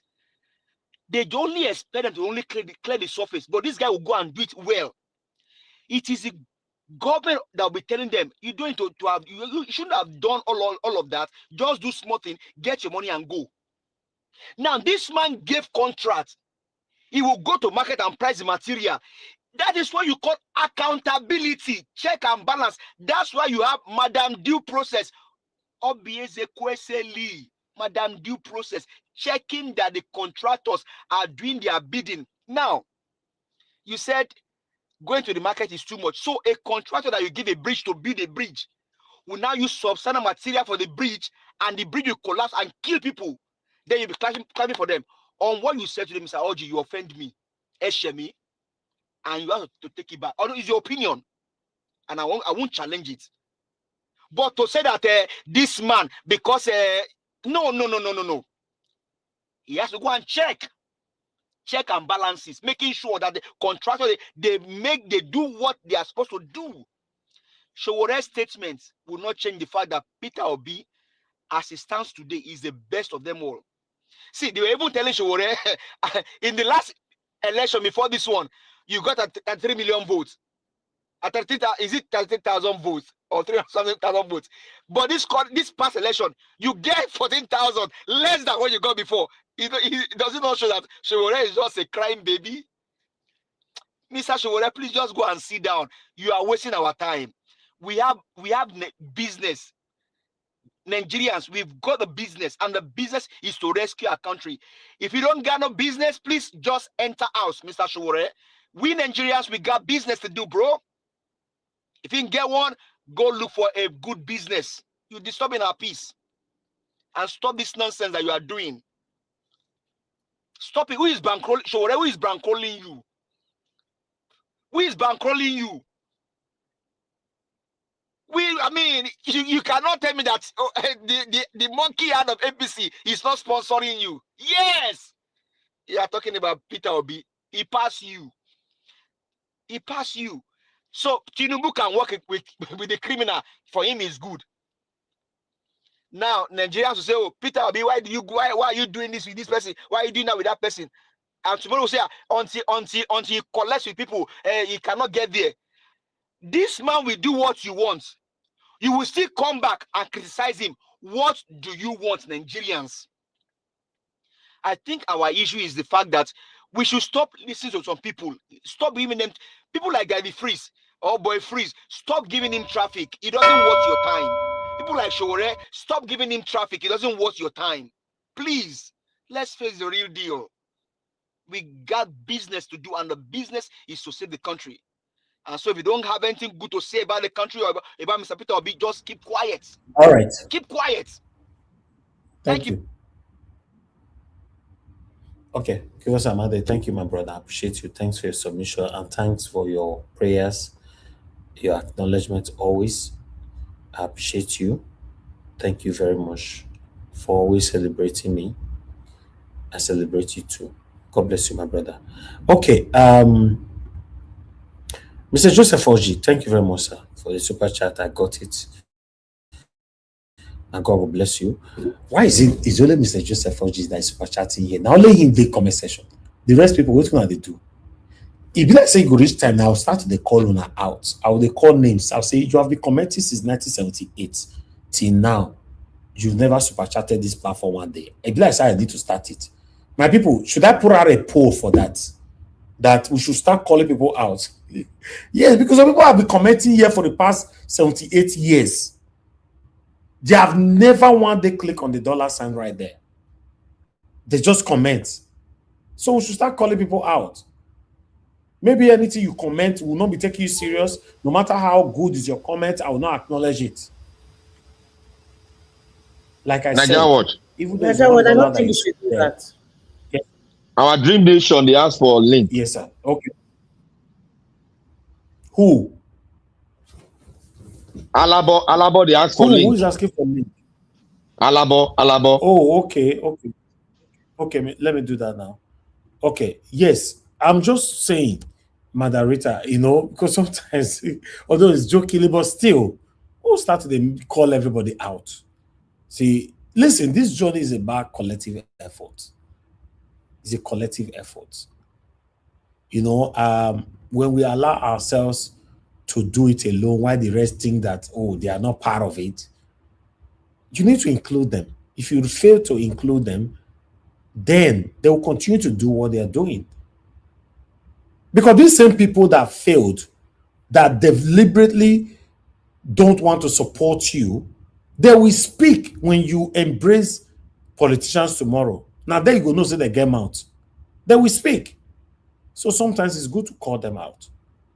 If you can't encourage what is good today, protest is happening, you can't buy people water on the protest. You can't reach out to the organizer to say, okay, take this 100K, help me to buy water for the people that will be on the ground protesting. You can't do anything. You are just there waiting for people to go wrong and criticize them. Then you should be called out. Simple. Thank you very much, my people. I appreciate you all. Thank you, Mr. Joseph Oji. God 7 girl made there. God bless you, sir. I appreciate you. I know the people that super chat me on my platform. I know their names. I know who they are. They are the same people. So I know them. And I know my panelists, my consistent panelists. I know who they are. That's why I said that this coming election where they come, so I will, in fact, No, so sometimes when I talk, sometimes I know they keep to them. Because I quit forgive or forget, I just move on because of my heart. But this one, I beg Mokuna join me, make I not miss them. This election where they come so, the platform will be busy.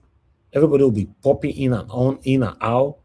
I want to prioritize the people that were there since 2023 presidential election till now that have been there than somebody that just came from nowhere. Except the person that came from nowhere, we never seen him before entirely. So we categorize that person as new person. Say maybe you are one of the people, you are seasonal person, like the seasonal politician. Or guy, you offered the backstage for 78 years first. Let's prioritize the right person. Thank you very much. I'd like you to talk to us, Madam, Mr. Jonathan. You have the floor. Good evening to you, sir. Okay, Mr. Evans, thank you. I greet you. God bless you. Once again, happy Easter to you. To all my fellow panelists. I greet you, sir. I greet you all, my fellow panelists. Happy Easter to you all. God bless you all greatly. I'm Mommy Diaspora. Good evening. God bless you greatly. I also want to greet all the commenters and all the callers. I greet you all. You're welcome. God bless you abundantly. Let me just use maybe 2-3 minutes as a kind of a class format. To just, we share information, we learn, just to explain this issue of frugality, prudence, OB, because they say it a lot. We're not just hearing it on Niger Watch. We've heard it so many times, not just today, and it's all over the space also. You see people, but when they talk, it's just they are coming from the position of an uninformed, they are coming from an uninformed position.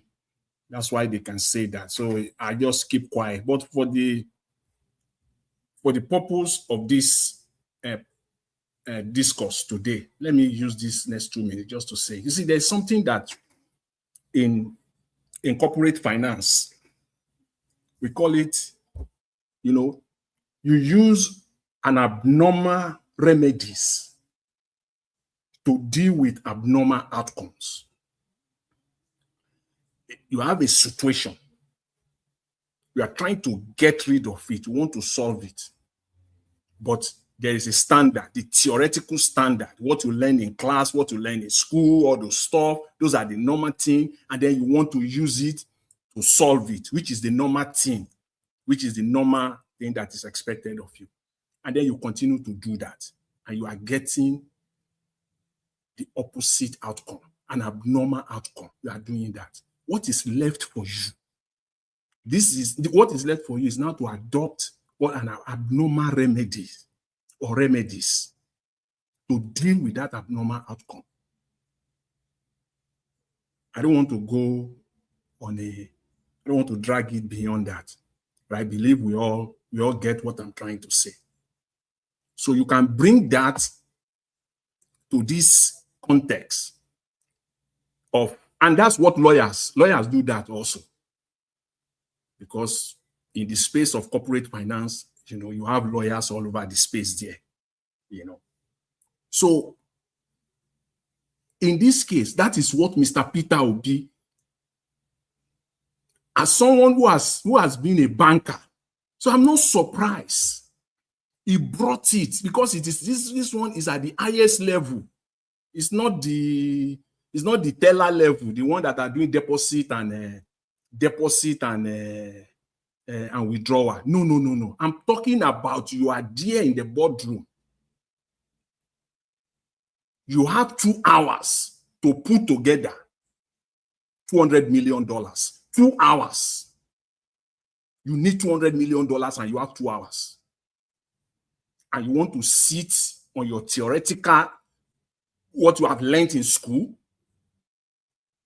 Sit down, put. Sit down, put. Sit down, put there. The 200 million will come to you. Before you know it, they will kick you out of that industry. That is what Mr. Peter Obi brought in. So when people are now talking of what is the normal thing, you give contracts, you allow the contractors to do it at the very at the very least of it, maybe you have a group of people that will go out and do it for you. And all these people too, they can compromise, and they can easily be compromised too. So what do you do in an abnormal setting? You get out there. You get out there because you want, it is because you give contract. What is the normal outcome that you expect when you give contract? The normal outcome is that you expect the contract to be done completely, fully executed according to the terms of the contract. As a matter of fact, no plus, no minus. Just do it according to the terms. But you are not getting that. It has become an abnormal situation. So you got to adopt that to deal with it. And that is what Mr. Peter Obi, as a banker at that level, they showed us here last week a video of the Wige, Albert Wige, the former CEO of Access Bank. May he so rest in peace. How he got there with his colleague, with his partner, how they are able through the back door, legally though, to acquire that bank. They use, because they use that is the theory. That is what you learn that in. You learn this one at the top level. They didn't go normal. It wasn't normal. Because if they use the normal way, they will not get there. They will sabotage them. They will have sabotaged them. He will never have gotten access. He will never have gotten to where he is. Forget about any other crooked way. But how he acquired that bank. So Mr. Peter Obi is playing the game. That is what is needed in Nigeria. You got to adopt the abnormal remedies to deal with our abnormal outcomes. What we are getting in Nigeria is abnormal. Every country will have what is called a budget. There is a budget. What do you expect from your budget? To be fully executed. Money not to be stolen. Those are the outcomes. Those are normal. But in Nigeria, we are not getting the normal. But they're still doing it normally, expecting the normal outcomes. It aren't going to happen. So please, people, stop saying this about Mr. Peter Obi. Is just, please, let's just leave that one. It's not something to even be talking about. As far as that is concerned, I believe it's in the money. He did it correctly, rightly in Anambra State. And if he can bring that to the federal level, it will be good for Nigeria and Nigerians. On Sowore, thank God yesterday. I'm so happy yesterday. I think we're just two on the platform yesterday with Mr. Elvis. And as you know, as usual, if we are not many, you have a lot of time to talk. So I had a lot of time yesterday to talk. And guess what? What did I speak about? For almost 40 minutes, Mr. Elvis is here. I believe it was black and give us a mandate. I spoke on Sowore, and I want to believe now, having seen this interview. This interview I was even gonna maybe you went to listen to what was discussed. No. I want to say that this interview was probably going on as at the time I was talking, or they just posted it maybe today. See, everything was said. Everything. It was just like you just say, maybe this man is a prophet. Everything. Because I had time, I dealt with it. First of all, Sowore, that interview, nothing. He sat there maybe for an hour or more. He didn't say anything about what he would do differently. What he himself will do differently. Nothing. Just you need to listen very well. One day he will meet his match. Sowore will meet. You see the way Daniel Bwala met his match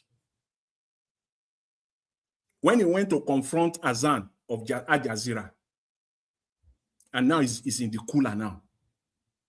He has now put himself somewhere now. He has regulated himself now.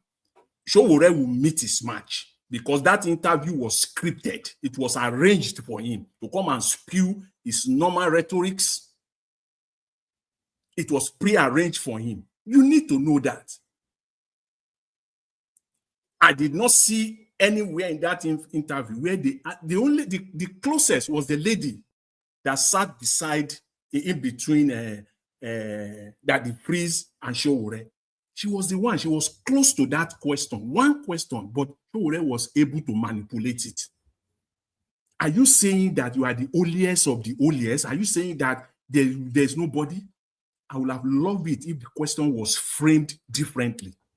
For Sowore to give us 3-4 people that he can work with in Nigeria. That question did not come. I was waiting, and it made me to sit down. If not, I will not sit down. I will not sit down for 1 hour to listen to Sowore. God forbid. God forbid in my life. What is it I want to learn from him? What is it that he wants to say? I was waiting for that question. It didn't come. Then I concluded this one was scripted for him. He needed to come because of the backlash of the last week or two. He always want that attention. He always want that attention. Okay, who are you going to work with? No question on his position in his own political party. You are the chairman of that party. You are the presidential candidate of that party. You want to be the president of Nigeria. There is nobody on the board. Go to INEC website right now. Nobody from Northern Nigeria. Nobody from North Central. The core North or North Central. None. Nobody. It's Sowore. The closest that we have, the person that you can refer to is Barrister Eniebe Effiong, the legal advisor. The rest are from the South, and he wants to be the president. Please tell me any relevant political party in Nigeria that has that kind of structure in place. Who do you want to work with? Give us those 3 names. And why is it that your political party is structured this way? Nobody, that question didn't come. That question never came. This guy is not a serious guy. I was waiting that they will ask him. I was waiting that they will ask him to everything. Give us your position. What you will do differently. People don't listen to this guy, for crying out loud. Education-wise, what will you do differently?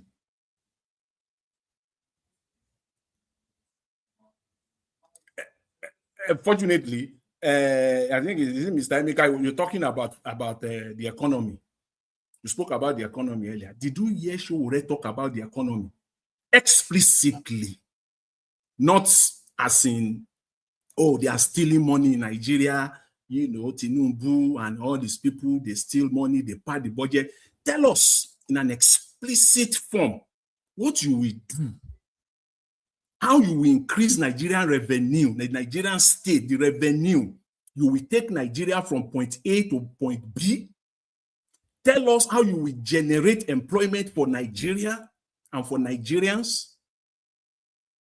You can never hear Sowore say all of that. It's empty. His work is empty. And I gave him the best advice that money could ever get him. In fact, the best I gave him yesterday. But if he continue to sit with people that are romancing with him, good luck for you.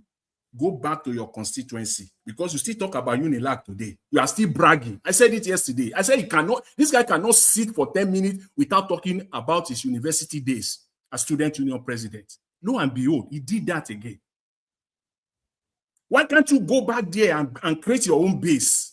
Go back to University of Lagos. Go back to University of Ibadan. Go back to University of Benin, Port Harcourt, Nsukka, Ahmadu Bello University. These are the top 5-6 universities in Nigeria. Go there, entrench yourself there. Establish your base from there, from that place. Crystallize yourself from that base. He will not do that. He's not a politician. And people will be listening to him. God forbid. Mr. Elvis, I will leave it there. Thank you.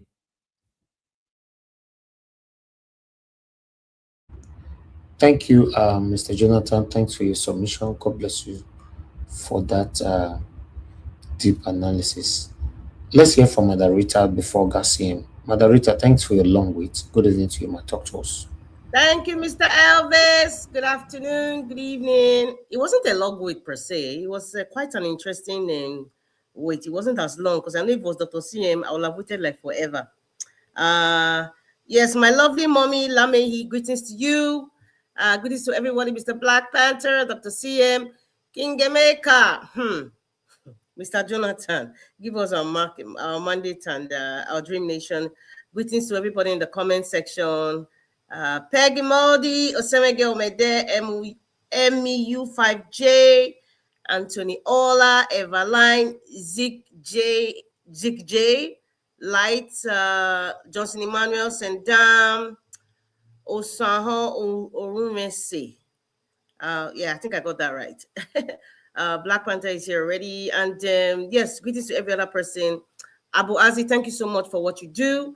Love Maduka, Mercy Forster, Arin's TV, Mr. Joseph Orji. Mr. Joseph Orji, this your calling. You kind of shake the table very, but I'm happy that your comments about when Mr. Jonathan said there's a difference between being frugal and being mindful of management of money. There's a very big difference, and I'm happy you kind of like corrected yourself.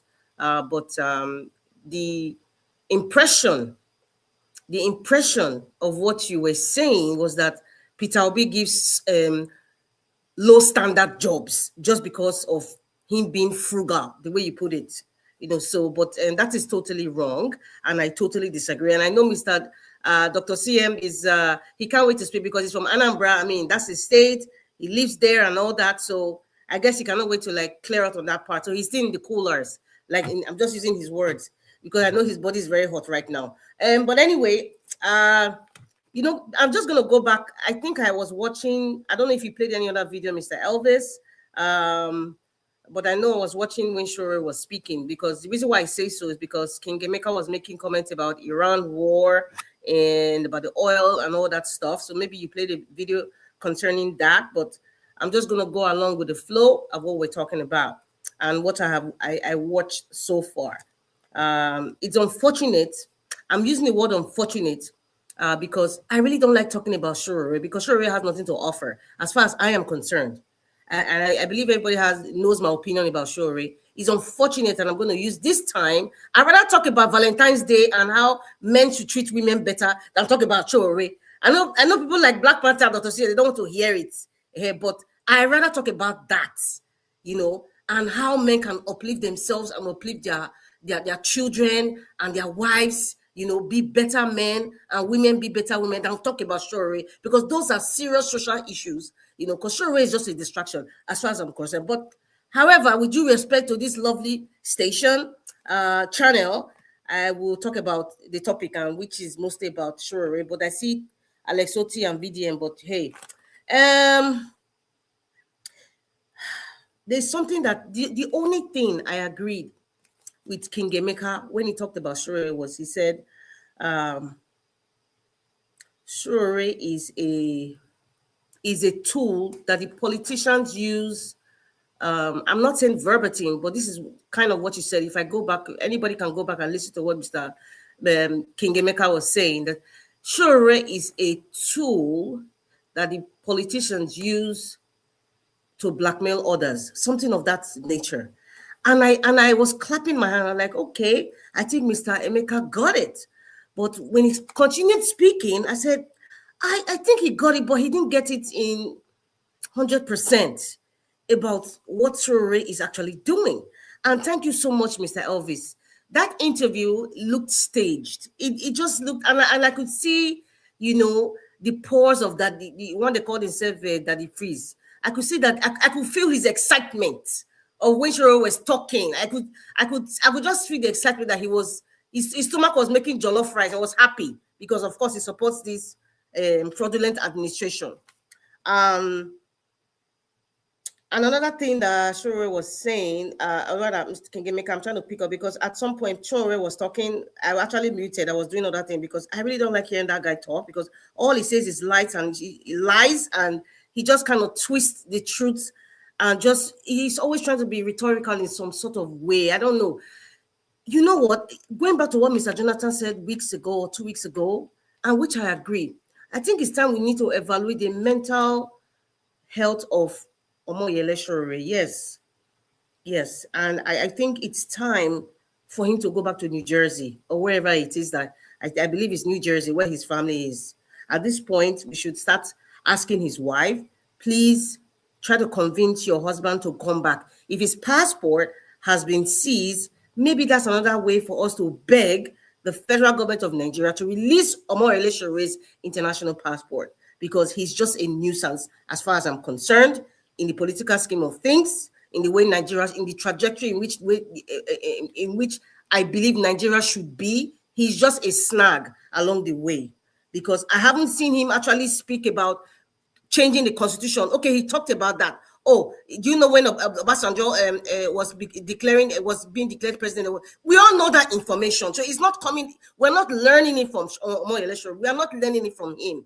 We all know that constitution. Black Panther, my brother here, has been screaming for years and talking that we are not a nation yet. He has been talking about this issue. So it's no news. What Omoyele Sowore is saying is no use. It's not new. I mean, it's not a new news. We all know that. But the way they're just gloating on him on that station is as if, oh, he's giving them some fresh information. Tell us something that we don't know, man. Tell us something. Don't come here to lie and just come on a station and just lie and just throw out words and all that. It's obvious that you are being paid, Omoyele. You are being paid, please. Please. And there's a comment. I'm going back to King Emeka make a comment. He said, Omoyele Sowore says he'd rather not be in the race if he has to collude with other politicians. And that is kind of contradicting what King Emeka was saying when he said Omoyele is being used as a political tool, or rather as a tool to blackmail the other politicians. I don't know if King Emeka caught that, but I caught that. So it's a contradict. You're saying something, but you're contradicting in another word, and it's just. No, I was actually quoting him. I was quoting Sowore, not my opinion. I'm going by your word. So if it's by what he said, so you can see what that he said. Yeah. Okay. Thank you very much. I am seeing by what if you're saying that's what he said, fine. Because I really don't listen to Omoyele. I don't listen to him, so I had to mute most of the time. So I'm just speaking by what I'm hearing, but I'm also saying something. Everybody has a role to play. Everybody has a role to play when it comes to Nigeria, the state of the nation. Everybody has a role to play. Omoyele Sowore is playing his role as a paid merchant of confusion. I have a role to play. Mr. Nigeria Watch has a role to play. Dr. CM has a role to play. Peter for Nigeria has a role to play. Mama P has a role to play. As a matter of fact, Peter Obi has a role to play. But you know what? The roles that you play, people will eventually see who you are. Yes, people will eventually see who you are. And you know, when you talk about, oh my goodness, I was so happy about that girl when she was asking me about it. I lived in Abia, I was born there. I could see a little bit of shift in Sowore. I could see the little bit of shift because he didn't know the angle she was going to come through. But what she's trying to say is that they have been so downtrodden so badly, an industrial state like that. I would say is even the China hub of Nigeria. Let me just put it that way. I did my NYSC in Abia State, so I know what I'm talking about. When I'm saying is, I will look at it as a China hub of Nigeria, if not Africa. But it's unfortunate that we have clueless, well, they have had clueless, visionless governors of that state. Yes, clueless and visionless governors. It's across the nation, but Abia State is what I'm talking about because of the comment that this Sowore was making. It's so unfortunate that you have somebody that is in his 50s and you are not bringing out anything from your experience to teach the people and open the people's mind. It's all about me. I said this. I the one that brought this. I am the one that stayed in this one's house. I am the one that brought it online. Me.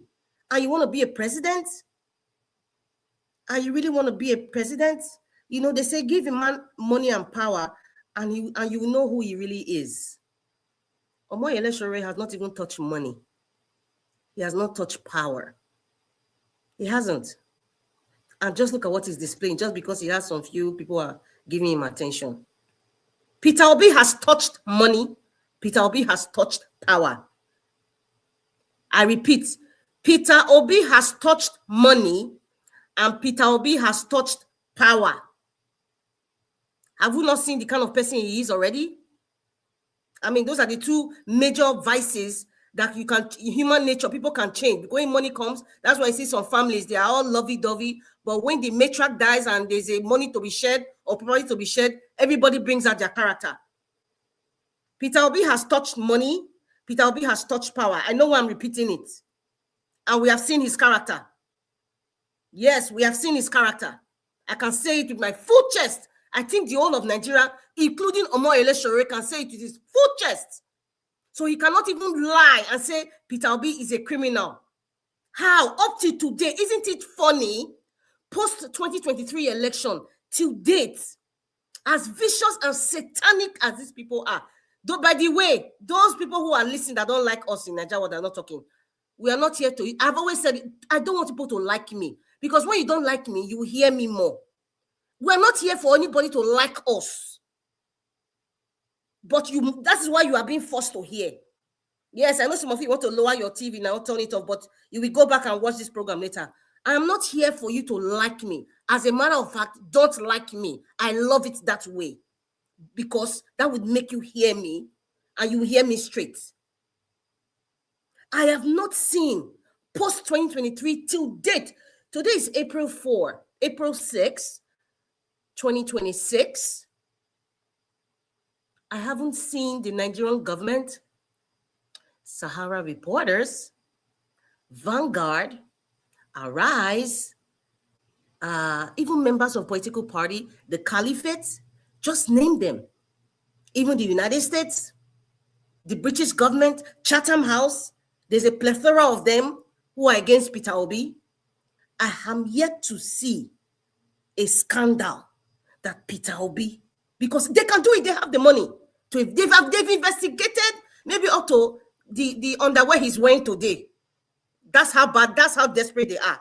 The underwear Peter Obi has just worn today. They may probably have a video that is watching him from space or something. They can go to that length just to have a radar straight on Peter Obi, not even his house. So anywhere is going Peter Obi, they have them, but they have nothing on him. That's why I was repeating, he has touched money and power. Peter Obi has touched money and power. The small money that Omoyele Sowore got when he created the AAC party or something, there was problem left, right, center, mismanagement of funds. Today, he's the chief financial CFO, he's the CEO, is he all the C's, is the chief of everything on the party, and that person wants to be governor, and that person is come to tell us stories that we already know. Omoyele Sowore, I just want to respect you for your age. Go back to New Jersey. I think you have tried. I'm just going to pat you on the back and say you have tried, sir. Just go back, because what you're doing is not serving us. I'm not even joking, because Nigeria is serious business. Nigeria is serious business. Yes, I'm repeating, Nigeria is serious business. Peter Obi has touched money and power, and we know who he is. The rest of them, they have touched money, they've touched power. We already know who they are. Know the difference, Nigeria. There's no way anybody can argue with me. Listen, I have so much opposition, even privately, about me supporting Peter Obi. And I keep asking them, can you just give me something? Just give me one thing. They'll talk about what? What, the Panama Papers? I said, please, I give them the link. Peter Obi has explained this. What else again? What's the next? What's new again? Thank you, Mr. Elvis. All right, Mandarita, thank you very much. Thank you so much for your time with us today. I appreciate you. Thank you very much, everyone right there. I appreciate you all. Thanks for your time. Press on the like, help us to share. Let's hear from Augustine, so we can take on a final submission to close the show. Augustine, thank you, sir, for your long wait. Talk to us. Good evening to you. We can't hear you, Augustine. Let's say that your thing with the put for head does spoil again today. Can't hear anything from you, fortunately. So I think we should move on. While you are sorting that out, Hope you don't forget me. Mr. Labo, talk to us. Thank you very much. Good evening to you. Augustine, sort that out. Mr. Labo, go Thank you, ahead. my Talk to us. Thank you, thank sir. you, Naija Wash. Thank you, Naija Wash. Thank you, Naija Wash. God bless you, sir, for what you do. And God reward you for your good work, because we know a new Nigeria is possible, and that new Nigeria collectively will make it a reality. I strongly believe we will witness it in our own lifetime. Nothing is going to stop us from achieving that. Thank you for your good work. Thank you, everyone on the panel. Thank you, Dr. CM. Thank you. Okay, Dr. CM, we lost you. Thank you, Mr. Jonathan, Madam Rita. Give us a mandate Black Panther. It's sad, the situation we find ourselves today, because we find ourselves under a criminal structure which everybody knew. And they push him with false narrative. They sold him to Nigeria with propaganda. They push this man to people. He built Lagos. He did this. The obvious thing is that all of them who are pushing this man, they know who he is, and they know the character of this person. However, some of them pretended as if he's coming to be a messiah in the office. It is impossible. If you know who is a criminal, you cannot give criminal power and the criminal will repent with power. It's impossible. That is the situation we find ourselves in Nigeria today. As it is, the only person giving them a headache. So Sowore have resumed his work. He has resumed his work properly. He's doing the job which they have paid him to do. That is the Otti. He is there to be in opposition, pretending to be opposition, but opposition in opposition. That is it. There is nowhere you will put Sowore and put Peter Obi that you can match both of them in any way. Sowore is Sowore. You cannot enter into Peter Obi's shoe. Peter Obi is Peter Obi. Every one of us, we are unique in our own way. God created us in a special way, but there are people you cannot match yourself with no matter what you do. It's grace, the oil that God put on their head, because everyone cannot be a king in a society. There are some people which God created them and he ordained them as royalty. They are coming out for a special duty. So when they come with that grace and oil on their head, no matter what you do, you can't stop the grace because they are on a mission. That is it. It's designed that way. So if you like, take Peter Obi to anywhere. If you like, vandalize him. The more you do, you are helping us to sell him. It's our business. It's our market. We are telling Nigerians, most of us are not doing much media work for Peter Obi, but the people who think they are causing him problem, they are speaking against him, they are helping us to promote him, making him more famous. So continue to say, but it is clear to Nigerians that this man does not have any corrupt charges. Tinubu would have dealt with him because it's the only thing affecting Tinubu today. It's the only thing Tinubu is scared of. So majority of Nigerians understand that this man does not have anything. I'm not saying he's a saint. No man is perfect except God and his son, Jesus Christ. Every human will come with the blood. We have our mistake. We have our little places. We find things that we do in a wrong way, but not that way that is going to affect the other people. Nobody is sent. Nobody is a perfect man. But Peter Obi have shown in political leadership that in private sector, whichever way he has in his business, that is diligent, that is brilliant. He has proven to people that he's a leader that has passion and he has good thought for his people under him. He has done that in Anambra. There is no corruption charges. And they still doing it today across Nigeria. Check everybody who are unable to criticize Tinubu. If you speak, Tinubu will come after you. EFCC will come for you. ICP will come for you. How many have you seen on Peter Obi? That is the only thing giving him a headache. So if you like, go and say all your nonsense you want to say. It's with your own mouth. You are helping us to promote Peter Obi. And Peter Obi will emerge as a president come 2027. No matter what you are doing, no matter the destruction, what you are doing. Tomorrow is a day. If you are in Nigeria, wherever you are, find your way and do the right thing. Take back your country. Take back your country. Do not be a fence-sitting person that will keep every day, will come talking, and no action. This is an opportunity, an avenue. Tinubu did it in 2012. I mean, he did it 2012. He organized it. They abused hell out of Goodluck Jonathan. It's the same thing now. Whatever thing is so is what is reaping. He was the masterminder of for everything that happened in Open. He's the one that buys the media, sponsor all the NGOs, and sponsor all the CSOs in organizing protests, doing all those things. He mobilized people for those things. And it's now worse than the people he criticized. People we are thinking who fell for him, some of them like Mr. Emeka, who will come here to tell us that he built Lagos and he thought he's going to replicate the same thing as being the president. Those are the reason why they supported him then. But he came and proving to Nigerians that he's an empty concom. He does not have anything in his brain and he cannot govern the country because he lacks governance. He cannot make any positive policy. He comes with a criminal structure that he come to take and not to give back to the country. That is it. And I will keep repeating this. If Tinubu is a Nigerian, he will not be behaving like this. Let anybody bring, if that woman adopt him, let them bring the way the paper he adopted Tinubu, which hospital, how did he adopt the process? Because we need to know if Tinubu is an indigenous or is a citizen of Nigeria. Is it true bad? Because if it is true bad, it's not a Nigerian. That is why you don't know his primary school, you don't know his secondary school.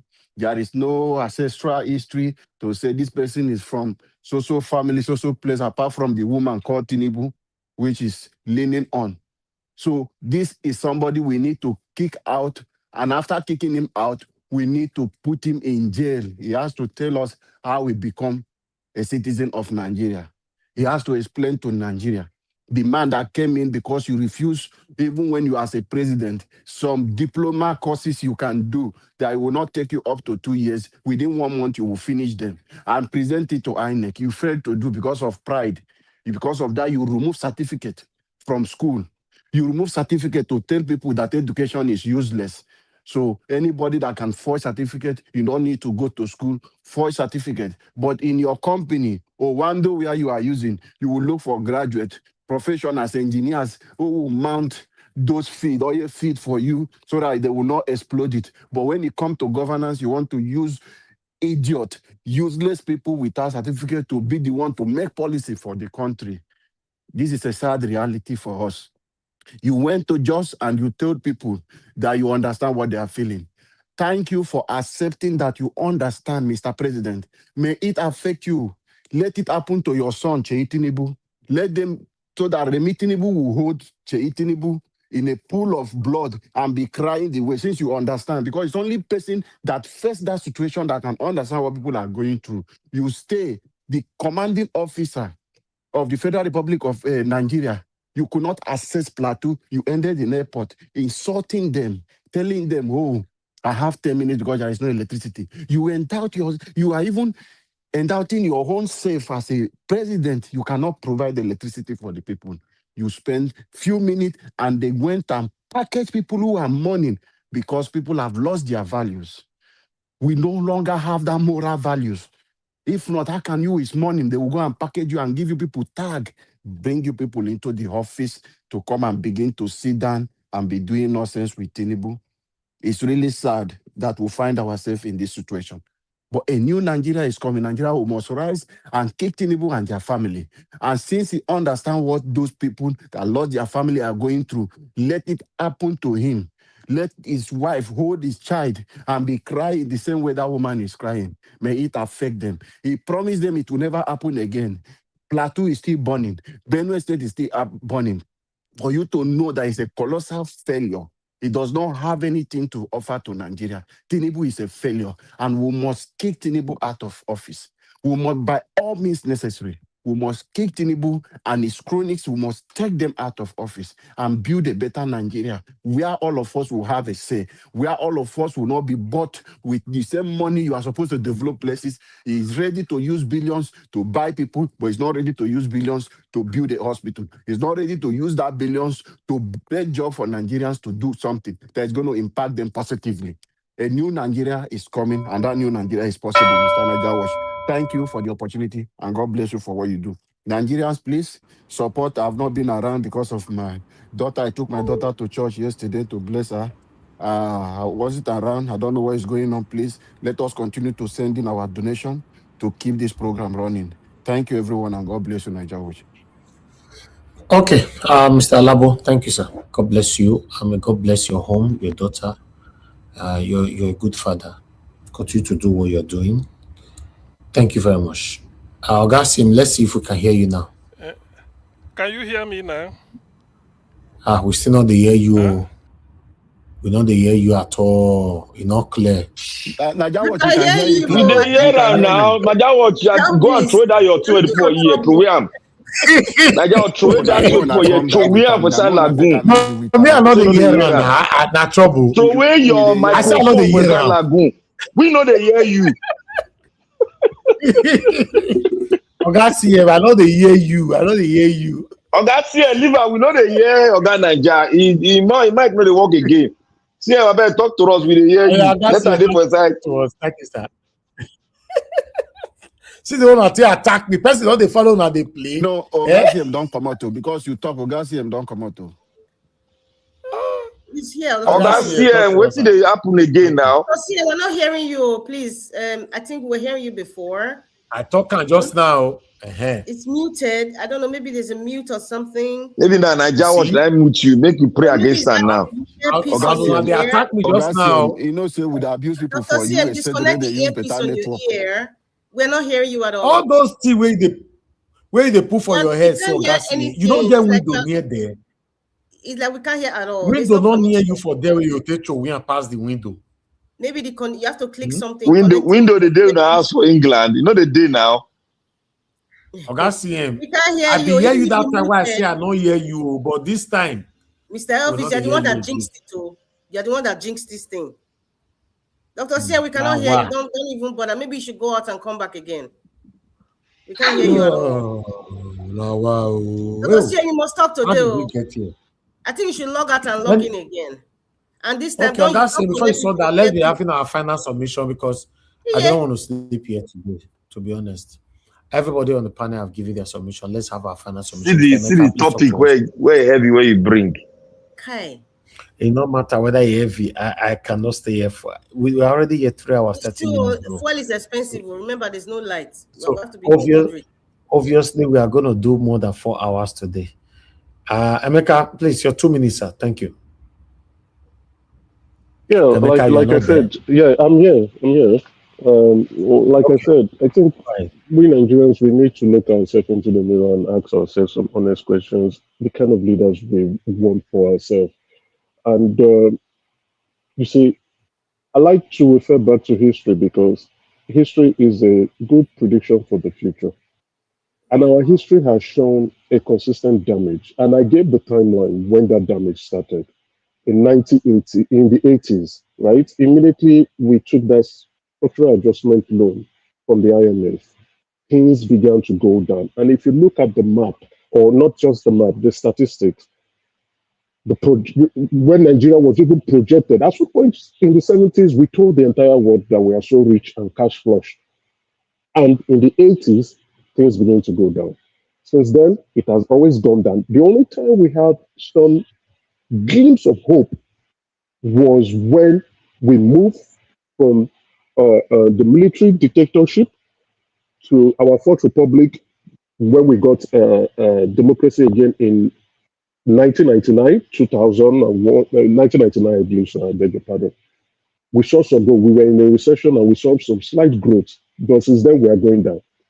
Now, I will pivot. I'm currently looking at our budget. We've just sent the 2006 appropriation bill right to the Senate. But when I looked at it from the budget office, they've not highlighted. Mr. Evans, just give me an extra 1 minute because I want to say something important here. They've not highlighted all the breakdowns of the budget, but our spending has increased by 9 trillion naira. Now, what I noticed, I looked at the presidency, right, where we have the state house. We also have budget allocated to the president, budget allocated to the vice president. And I noticed something strange. Just one budget line. The budget number for the presidency is 0111. It's always the first item. In 2024, there is a parastatal there called the Nigeria Agency. No, sorry, I beg your pardon. Mr. Elvis, this is really important. Just 1 minute. Nigeria Agriculture Land Development Authority, NADA, right? In 2024, Appropriation Act. So when it moves from a bill to an act, it means it has been signed into law. That agency was given 14 trillion naira in 2024. In 2025, this same agency, the budget increased to 35 trillion. Now, guess what, guys? Please, Mr. Evans, this is really critical. Our budget shows where we are going to. It has increased, it ballooned from 12 trillion to 35 trillion. What does that budget, what does this agency do?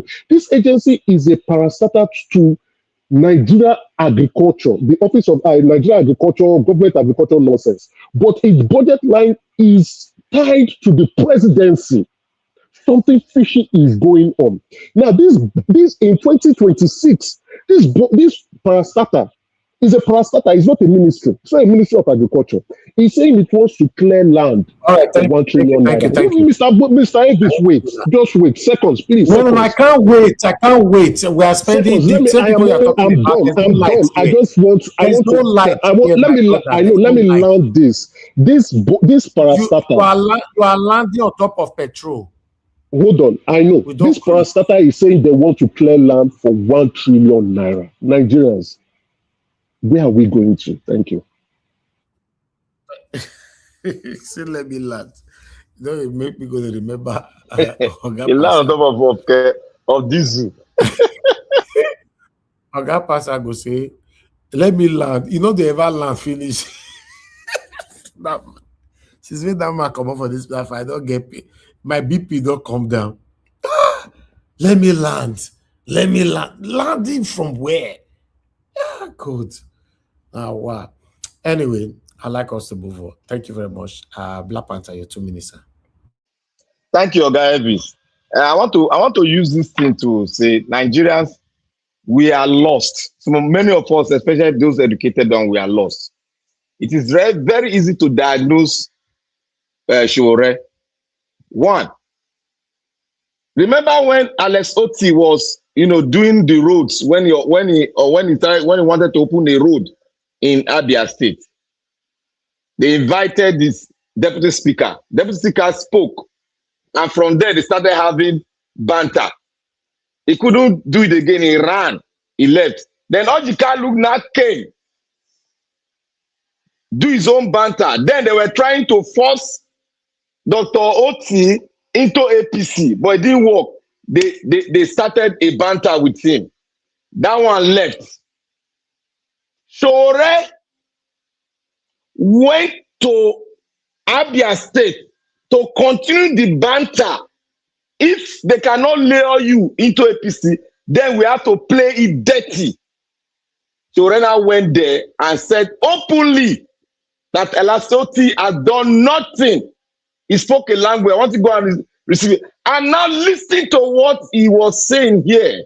He said, in that video, Nigeria was saying, said, Otti is working for Tinubu. You see the picture now? That's the picture they want to do. And they've used him to paint that picture. More than 1 year ago, where was Sowore when notice started? He didn't say anything. But when the banter started with APC, Sowore now boxing. That is to show you. That little story I just told you is just a piece of the iceberg. I have a lot that Sowore is working for APC. This is just a little one. Sowore is a proxy of the APC. I'll leave that for you because it's a distraction too. You see, I want to say one thing here. Mama P, I want to thank you from the bottom of my heart. You are an Amazon. Not only an Amazon, but a strong one. Your name is ringing bell in the diaspora. It's ringing bell in America. It has gone far. That document you released went far and is standing as an evidence today. Here, where I'm saying, is standing as an evidence. And I believe a phone call went, and that phone call was retrieved back.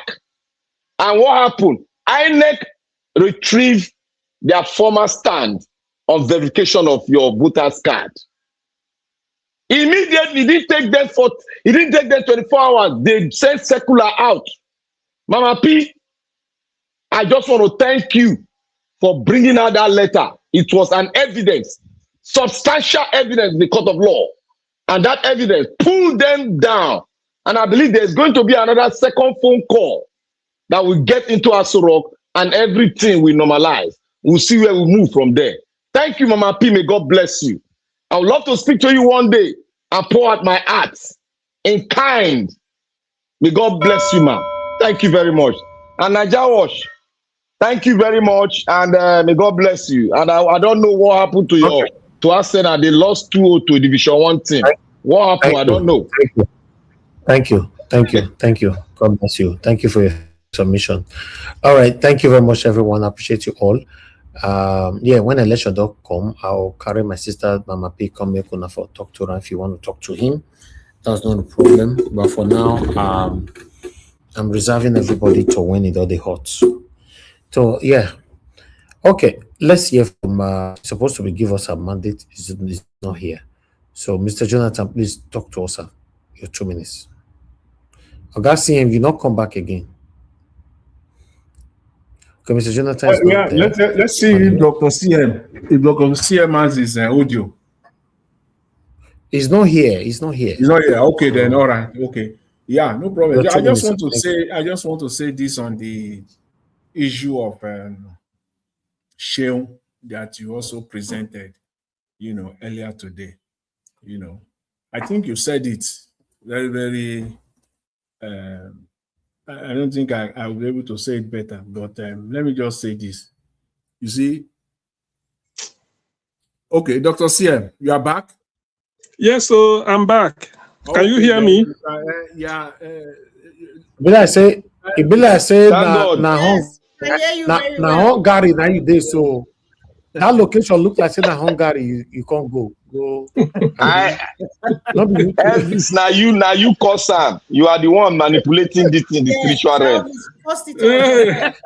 You are manipulating the spiritual realm. I not talk again. I not talk again now. I know. That's him. We'll not hear you again. Okay, now when I go to hear me now, which one? I'm hearing you very well. I'm hearing you very well. I for say anybody when no hear me now, that one now why you? We bind them in Jesus' mighty name. That one now why you? Anyway, the thing is, what are we say that? I thank everybody who has spoken. In fact, it's like all of us. It's like we are like minds, listening to what each and every one of you has said, because we are convinced. It's not because people pay us. We are convinced that of all the people that have indicated interest to lead Nigeria, P2B stands out among them. There may be better ones that didn't show up, but among those that have shown indicated interest, we made a selection. P2B is the best, that he stands being the best. You see, Sowore's analysis of P2B is only based on jealousy, envy, and probably hatred. That's all. Nothing more than that. I'm from Anambra State. Before P2B became governor of Anambra State, Anambra was the only state in Nigeria that did not sit, that the schools were shut down for 1 year. No school start was taken either in 2003 or thereabout. The whole state, no WAEC was taken. Primary school pupils has to come out on the road to protest so that their teachers will be paid. This is on record. So when Peter Obi became governor, the former registrar of WAEC, Chukwuemeka Ike, visited him, Professor Chukwuemeka Ike, and former registrar, Investor of Jos. He visited him, he said, look, even if you don't achieve anything, we are Anambra, we are ashamed. Look at Chinua Achebe, we are so many people, intellectuals. Is there a number of all states that we could do, schools were shut down? In fact, it was being said then that if you are around on a area, you better cross over to Asaba and see whether you are going to register for WAEC. If you are somewhere around Oka going to Enugu, you cross over to Enugu. If you are somewhere around where Flavor comes from Umunze, you cross to Abia. If you are down my local government, you get to Imo State because we are on the border. So this was the situation. Then when Peter Obi came in, Peter Obi has to re-engineer the schools. So when people say Peter Obi didn't build school, you don't need to. You only build new schools if there is need. Maybe the capacity of the existing one is so much that it can contain the students. Not that when you have a school that is meant for 500 pupils and you only have 85 or maybe 76, and the school is in bad shape, you start to build new school. No, you don't build school. What Peter Obi did was to rehabilitate the existing ones as per primary and secondary. Every secondary school in Anambra State got 2 buses from Innocent. Peter Obi donated to help the school. Every school principal, people should listen, got a brand new Peugeot, they call it, from Peugeot Automobile Nigeria Limited in Kaduna. Then Innocent hasn't started producing the way he's doing. So every school principal, you can imagine, brand new. Imagine giving somebody a Tokumbo, fairly used car. The person go happy. Secondary school principals in Anambra State, everybody collected a brand new, think it's a 605. Peter Obi gave them, said, I want you to be more dedicated to education, to make sure that we change all these things. People don't know all this. Sowore may not know all this, or if he does, he's just trying to pretend. So this was what Peter Obi was doing then. All the main selected school principals were sent to Singapore to go and study what they were doing in education. I'm back. I'm not lying. I'm saying it on air. So when with all this type of thing, imagine a school principal, what he never see in his life, brand new car by Peter Obi, say, take, it's your own, but I want result. Then every school senior prefect has Peter Obi's mobile telephone number. He told them, don't listen to your principal or any teacher. Anything happen in the school, text me. And this was what they were doing. No governor has ever done that. So when he invested all this, there were a lot of IT, what is it called? IT lab in every secondary school. He did it to the extent that he said after putting the IT lab, he now bought this type of generator. They call it the silent one, the one type of lister. You start it with a key. In every school, boarding school, the same. His alma mater, CKC Onisha, he elevated it to higher level. I mean, he just improved it. So after doing all these things, he lifted Anambra from number 24 to first position, NECO and WAEC, 3 consecutive years. Is that not an achievement? Peter Obi came for what he called human capital development. This is the first thing he did. Then he now said, any Anambra indigene, no matter the university you attend in the world, so far you made first class, come and take 1 million. Come and take 1 million naira. I don't know whether they are still doing it. That's one. Then in terms of industrialization, he brought in Innocent. Let me tell you the effect of that. He laid the foundation stone for Innocent to start. He told Innocent, now I want to start Anambra Mass Transit. We want to start it with your bosses. Can you be able to? He said yes. He paid Innocent upfront 18 months before the man could be able to produce all of them. How many billion he gave him? Just to encourage him. And then Peter Obi made it that it's now a law in Anambra State. He said, if you like, go and establish industry inside the forest. The government will tar road from the major road down to that industry to make sure that you do not suffer that one. So when Sowore said the roads Peter Obi tarred in Anambra State has and it's washed off or it's no longer there, I laugh. I don't know why people like to tell lies. It's just based on envy.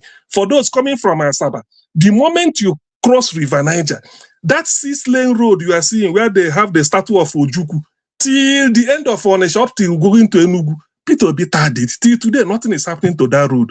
The one he thought that entered in us, let me start there, has he spoiled? So this one should give you that all these things, when they say it, you just laugh. Sowore, I'm not sure whether he has even gone to Anambra to check. So what Peter Obi did, he doesn't have the 2-point or 3-point or 10-point agenda. He said he's going to face what they call MDG, Millennium Development Goal. He said that was what China implemented that lifted China out of poverty. Number one, to eradicate abject poverty. Do you know what Peter Obi did when he came to Anambra State? He did what they call poverty mapping. Poverty mapping was to know the area of Anambra that is the poorest area so that he can go there and bring them so that he can go there and help them and start from there. It was Anambra North Senatorial District.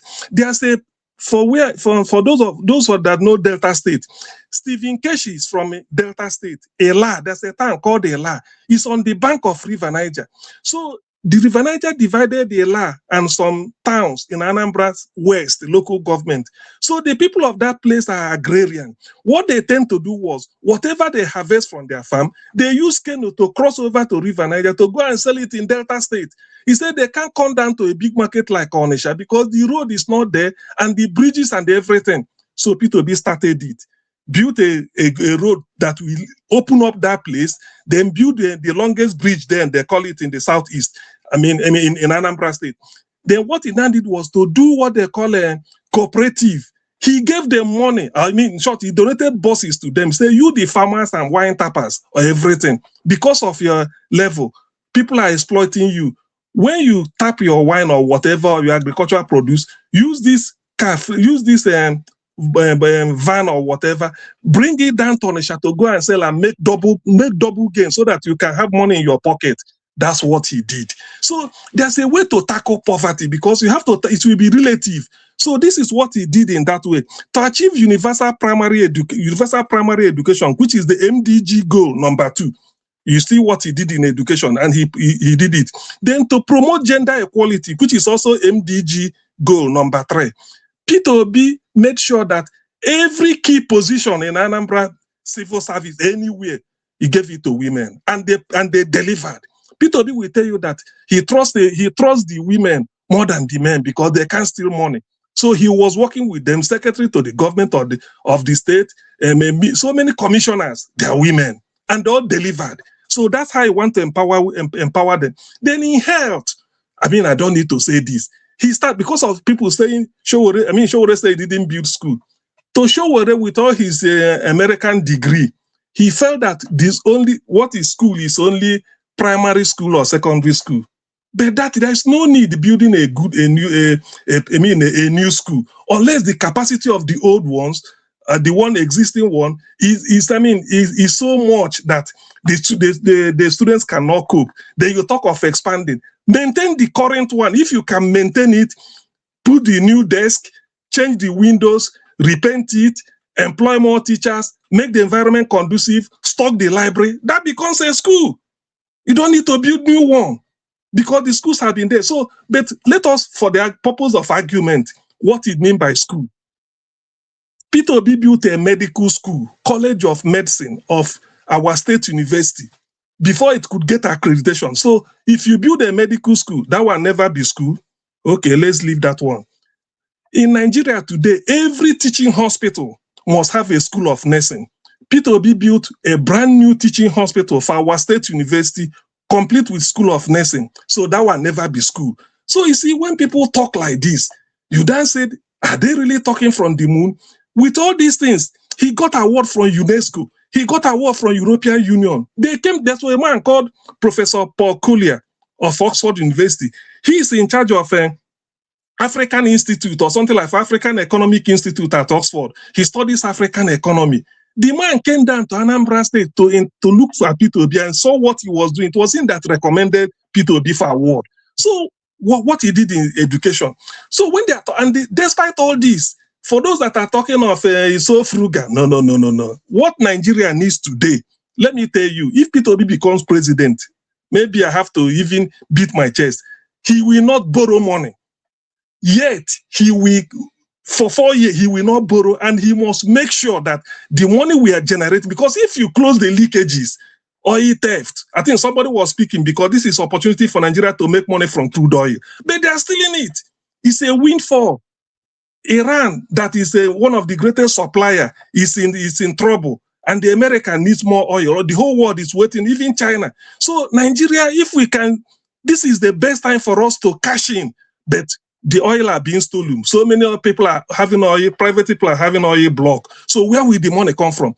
Under P2B, Nigeria, I'm telling you, he will stop borrowing. He will say we don't need to borrow. Because I remembered President Jonathan saying it when he visited Apapa Wharf, told the whole place. I saw it, not that I read. I saw him on TV saying, he said, if we manage our port facilities very well, we don't have need for crude oil. I was shocked. And Jonathan is still alive. Anybody confronting him will know it. So this is the type of man Nigeria needs. Nigeria just, you see, how can we be borrowing money and giving a bill and they will be enjoying themselves? Peter Obi won't do that. That's why he said, for you to steal money, I should be able to approve what we are going to steal. Under P2B, you cannot, I don't think a budget will come up with electric pole, solar pole. It's just electric pole you see standing 255 million. It cannot happen. Individuals, most of us build houses in the village. You put your solar pole everywhere. So how can it be 255 million? Yet they approved it under Akpabio. Tinubu will approve it. So this is the type of man we are talking about. It doesn't mean it's like people do not even understand what they really want. That's why when people criticize people based on flimsy excuses, I feel pain because they don't know who will save Nigeria. Let me stop here, Niger Watch. Thank you. Okay, Augustine, thank you very much, sir. Thanks for that long submission.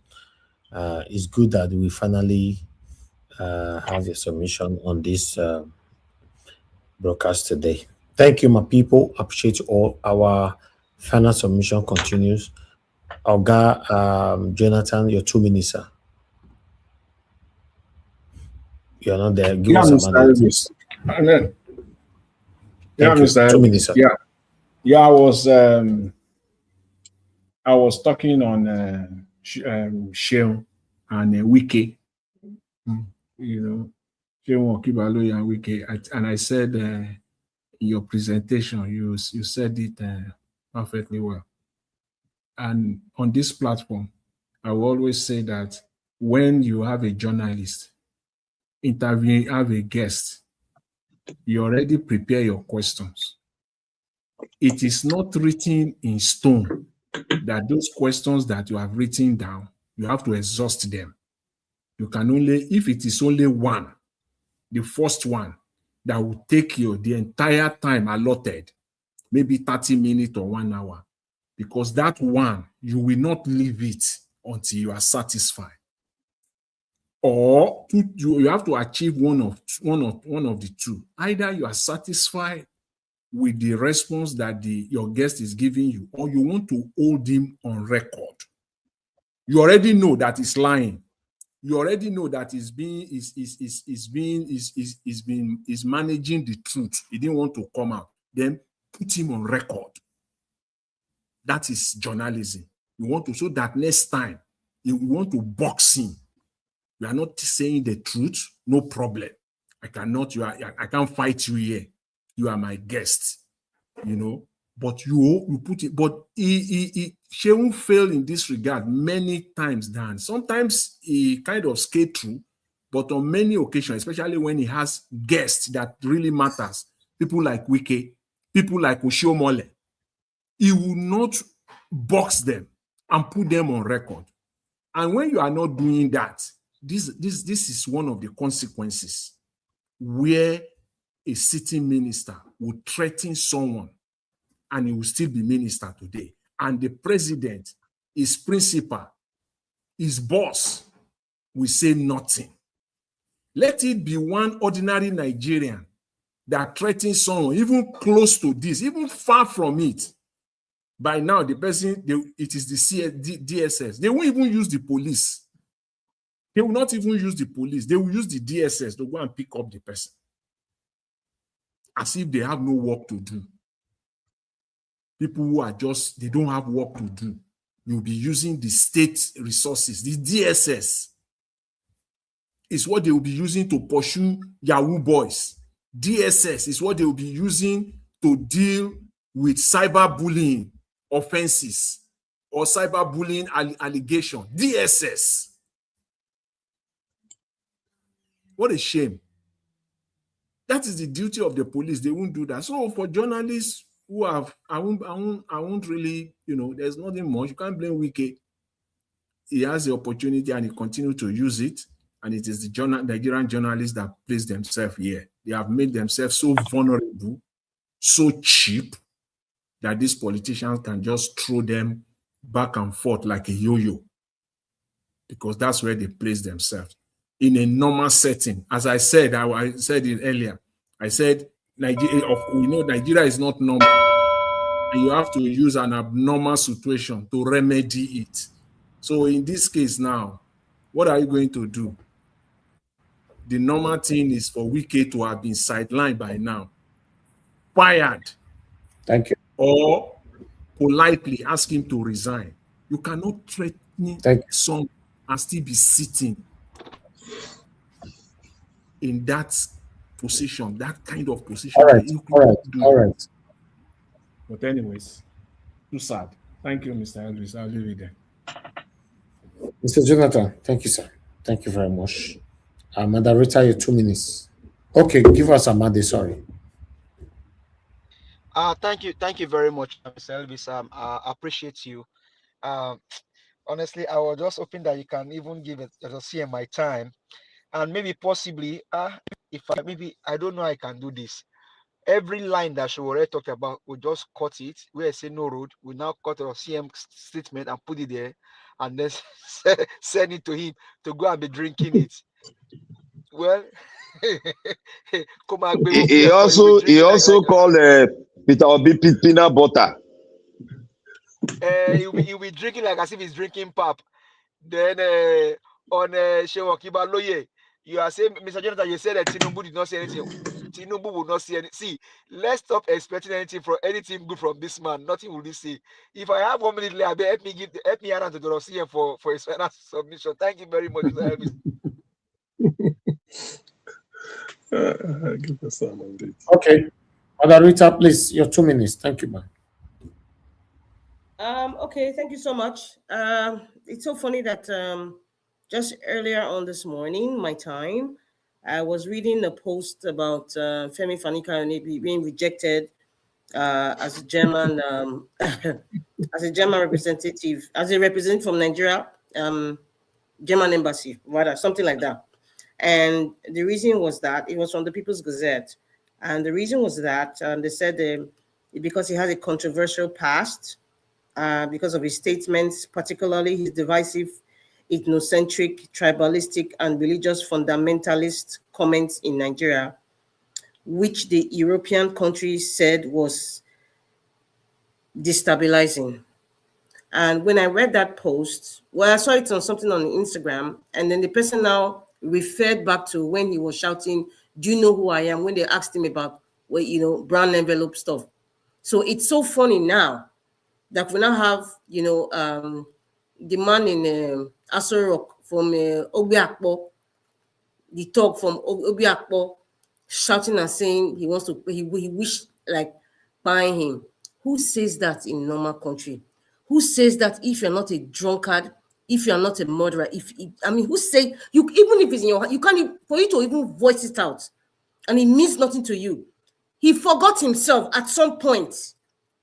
Yes, because when the journalist said, come on, you mean you want to actually buy him? He now had to now start explaining himself. But he said, out of the heart, the mouth speaketh. Isn't that statement correct? Out of the heart, the mouth speaketh. He just spoke what was in his heart. Out of the abundance. Out of the abundance of the heart, the mouth speaketh. Thank you, my darling Oremi. That is what we're seeing. We are used to this abnormality.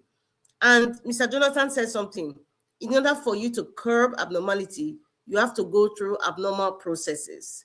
And I believe that to some extent, not to do, because we can be very careful, because you can be influenced by that abnormality if you're not cautious.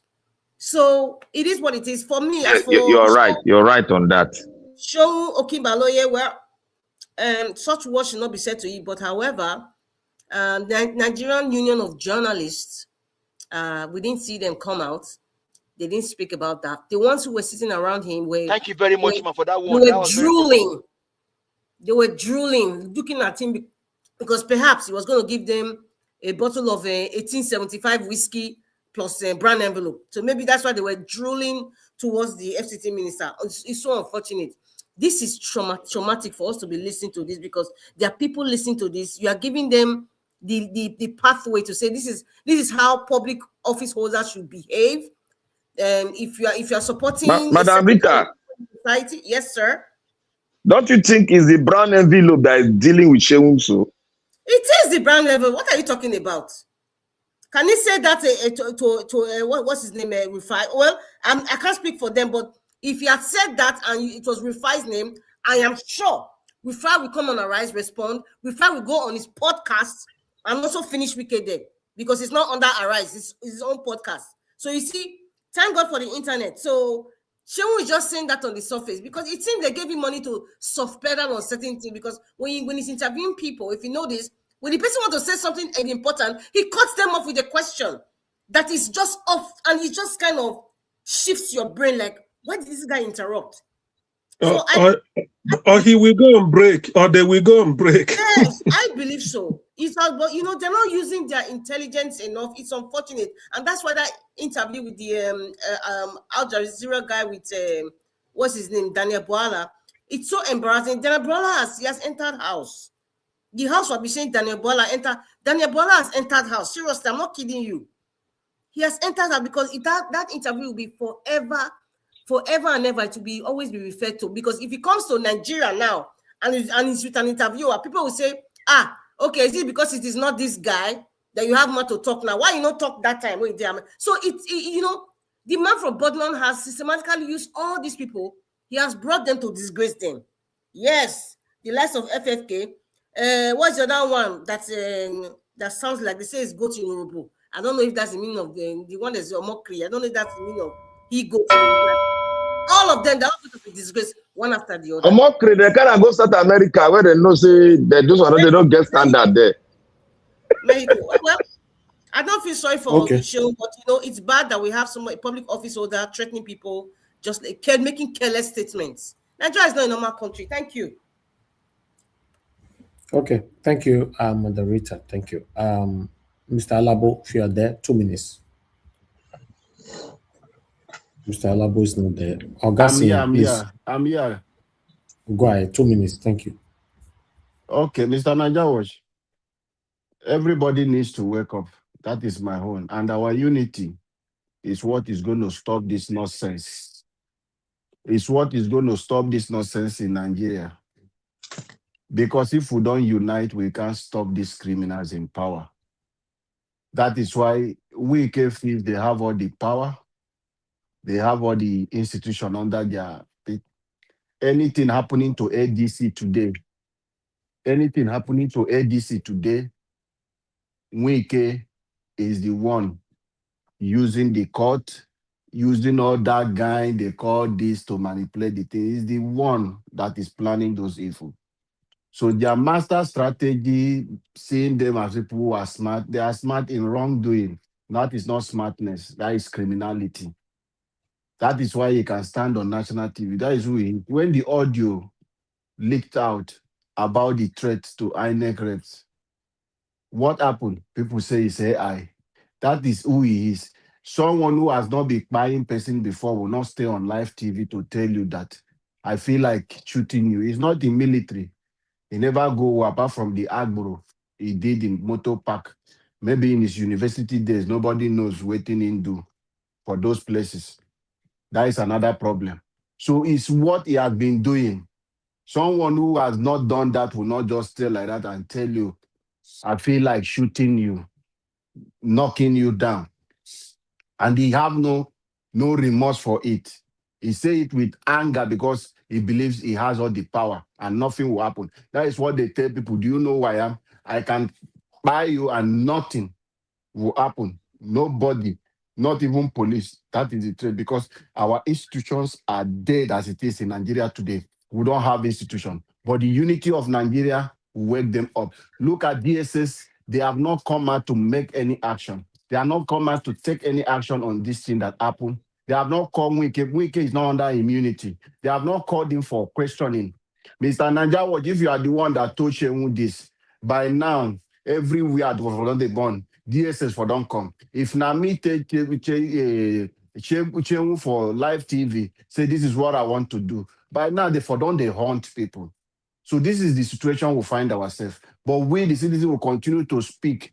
We spoke against this voter revalidation. Today, they have suspended it. So if you think your voice is not powerful, then it is left for you. Let us unite together and fix our country. A new Nigeria is coming, and that new Nigeria is possible. Thank you, Mr. Najawash, and God bless you. Okay, Mr. Alabo, thank you, sir. Thank you very much.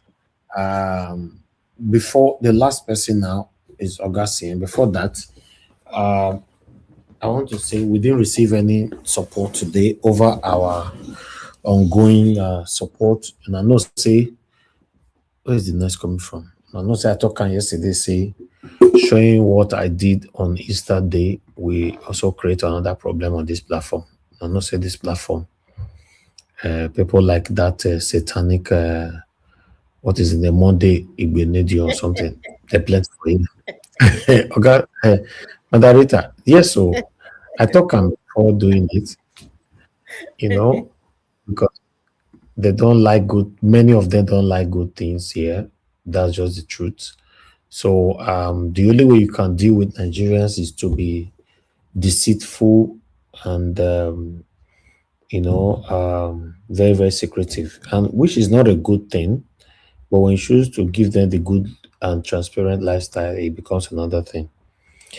We didn't get support today and all that.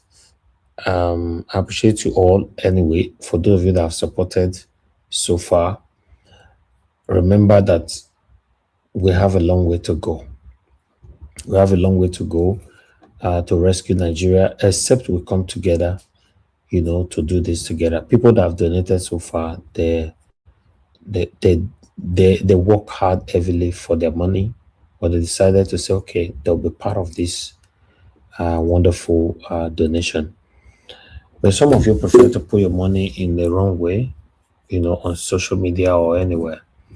So we're looking forward to more people coming up on this, to respond to this donation. It's right there. We didn't get anything today, doesn't mean we might not get tomorrow. Yeah, thank you. Somebody asking what happened yesterday. Nothing happened. I don't know whether you are so. In fact, let me be careful. I don't want you to. I don't want to disrespect anybody. Nothing happened. Go and play the video yesterday. Thank you. Okay. Yes. That's it. We didn't get. I wish somebody. Some of Yes, us, sir. say this week I've been there busy because my daughter had to take go church. A lot of things engage me. So I don't really waiting really happen yesterday. I beg, make I not take you go back, please. I mean, are you commenting for comment session? Not be me. I just as you mentioned that. No, nothing much. It's just how I spent my Easter yesterday. I wish you can see everywhere silent now. I beg Remember if not that one do more now. I don't tell you even when we finish this thing. When you finish put them for your roof, put anywhere you put the unit, the inverters them. When you finish, snap and show people for inside your house this plan. I beg leave if not that one leave. At least say something there's them, Mr. Heavy. They worry yourself for. but you can see now people they're not donating. The more than the heavy. That was why I talked about it earlier because I don't know the state because I know they for panel for how many days now. Even the other day I joined, I know if you speak. So that was what happened. So I didn't know what happened. I think say maybe we don't cover. So you see me, I just spoke briefly about it to say people, I don't know where I will stop, but let people just continue. Okay, don't worry, they will do. Let me play it for you then. Play more, the more. Play a big. More could celebrate. Let them go open their window, jump down.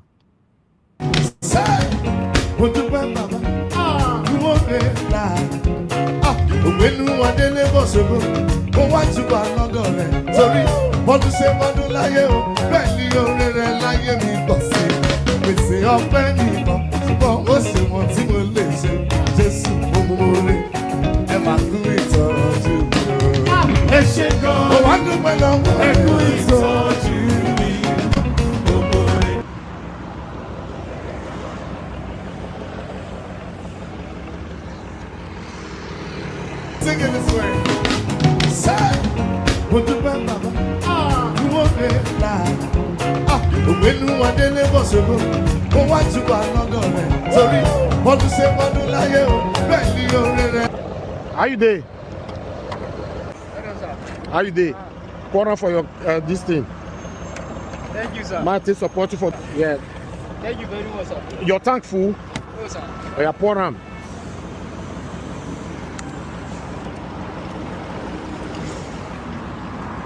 I need more people. I'm only targeting delivery men because you guys are doing well, you know.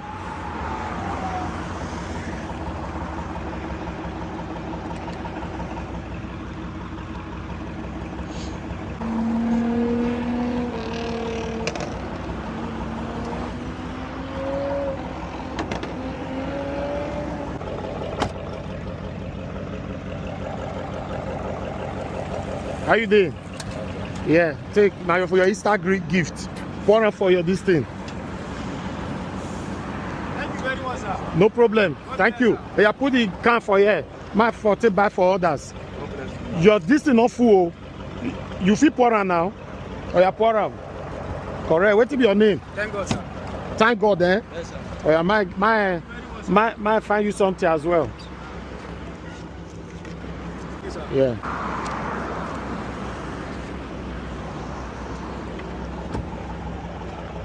Take. You don't want to buy drink, if you don't pour that one finish.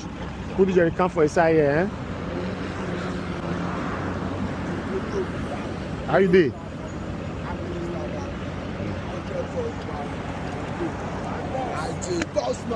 How na do? Say Johnny, eh? Yeah. Sing it this way. Yeah. Say, when you bend baba, you won't be like. When you want to live possible, go watch you are not going. Sorry, what to say, what to lie, belly over there, lie me, bossy. It's your belly, but what's the motivation? How you doing? How you doing? Pour for your this thing.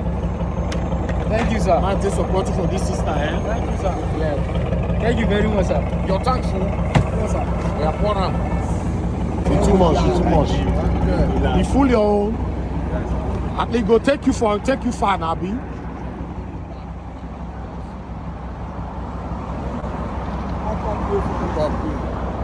Now get that delivery guy if you forget him.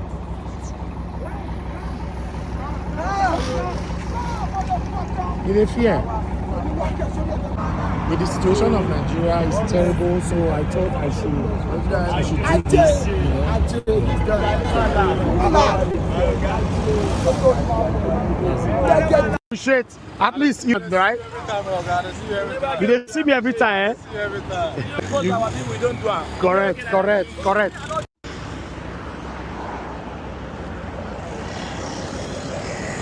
Take.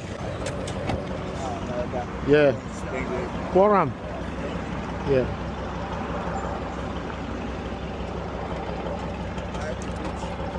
You too much. You fool your own. At least go take you far now, B. Yeah.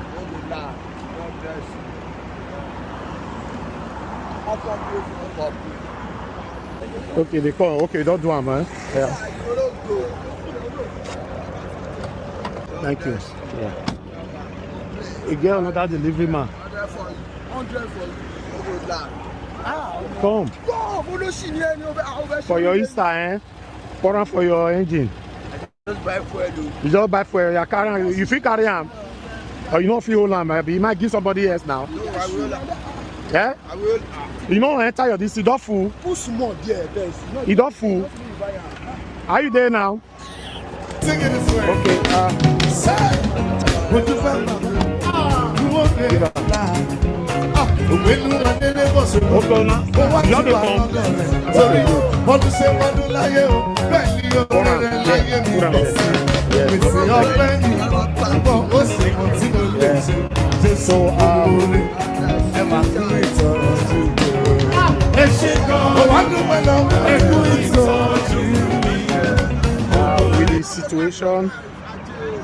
with the situation of Nigeria is terrible, so I thought I should do this, you know. Yeah. So that's it. So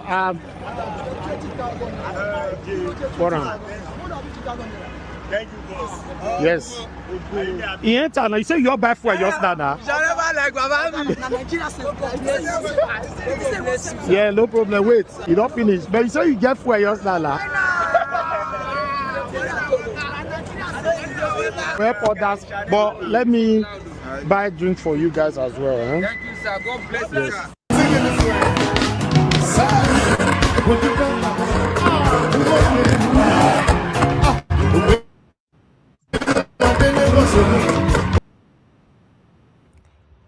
All right, Mr. Alabo, I guess you saw Naija that. Watch. That's it. Naija Watch. Thank you.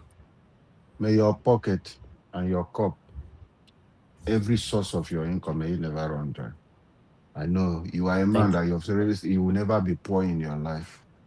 You will never see a better yesterday. You will always see a better days ahead. Better every day you wake up. You don't know what you've done, Mr. Elvis. People that want to jealous, let them go. Like you will say, open their window and they should jump down. It is their choice. Bible says, celebrate with those that celebrated. Mourn with those that mourn. It's what you have done. And God bless you.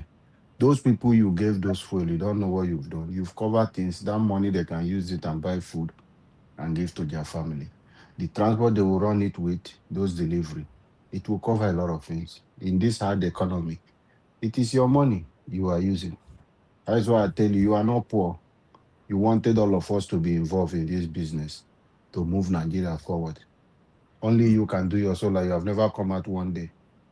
So don't look at it. Just believe that this weekend was a busy week for people. People will still come and donate. They will donate. Let's just move on. Thank you, sir. And God bless you for what you do. Thank you, Mr. Alabo. Thank you, sir. You can God still bless put the you. account number there. Put the account number there as we are talking now. Somebody might be there. Because me, I was surprised. I've never seen you put it there. So put it, please, sir. Nigerians, please. This is our own project. Oh. This is our own project. Elvis is doing his own part. This is our own project for us. This media stands for the good of the country on how we can move from this bad government to a better one is the reason for Naija Watch Media. You'll be listening and following this channel, please. Your £1, $1, £1, one sefer, any account, any currency. Mr. Elvis is not an ingrate.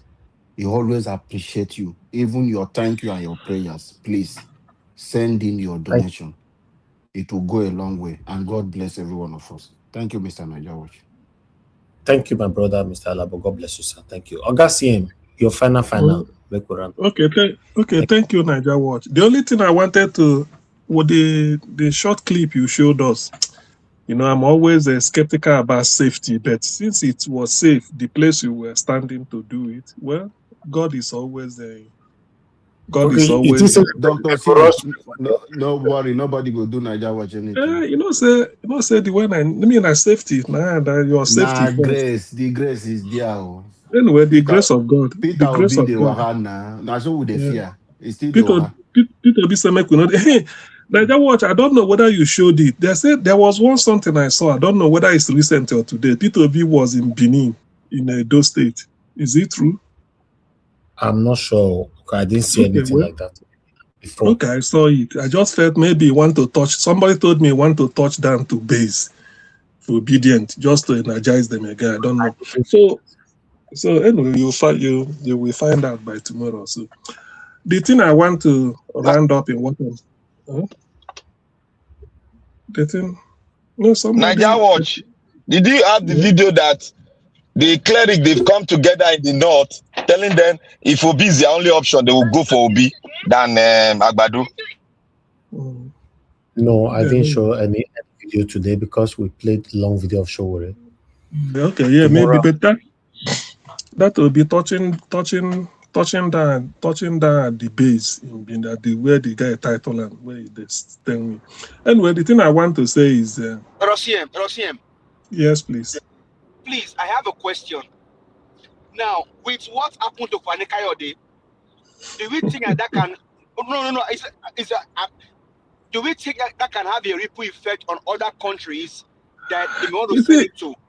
You see, there's something. In fact, this let me even use it to, and I'm not particular. And I won't. Let me quickly say thank you because time is going. So the thing is that Oyibo man believes in terms of character. I don't know whether not because I'm in England or this thing. I mean, people should know now. Because what they're interested in is who is the person. They believe in Dosia. They must have studied and said, Luspan coming. They looked at his character and then all these things. They say they don't want, not that they don't want ambassador from Nigeria. They will tell Nigeria, send us another person. But this person, we won't welcome him. So you see, in Nigeria, we feel that everything is GPT, criminality. You send anything afterwards. What happened to him now? If they send him to another country, I'm just asking. I wish that other countries. Nobody go take reject. You see, nobody go take reject because it's like a bad testimonial. Unless maybe they send him to Iran. I don't know. No, they can't send him to Europe again because the European Union has set that standard. It cannot be accepted anywhere in Europe. Properly. Okay. Okay. So please, sorry, sir. That's a continent. Now, if they send see, I'm just looking for a place where anywhere they send him to, it will just be, and that can serve as a lesson to all of them that are doing this. Because what happened to him now happened some years ago. And honestly, we should even thank the German government to even have been able to bring this out. All I just hope is that Remi Tinubu's video that she did and say Igbos, they will take the belongs of Igbos. That can also be spread, and maybe they can also see that too and deal with them based on that video too. Thank you very much. Thank you. Augustine, you round up. You are done, right? Okay, yeah. So in a way, why it will be a bad testimonial is that because German government has rejected him, any country you send to him, they will read this report of German government. For us to know it at our level, it means the diplomatic community must have known it. And they will say, no, because it was rejected in Germany, you are bringing it down to us. They will also reject him roundly. That is to say that the country is also a country that is not a rogue country, a criminal-minded country.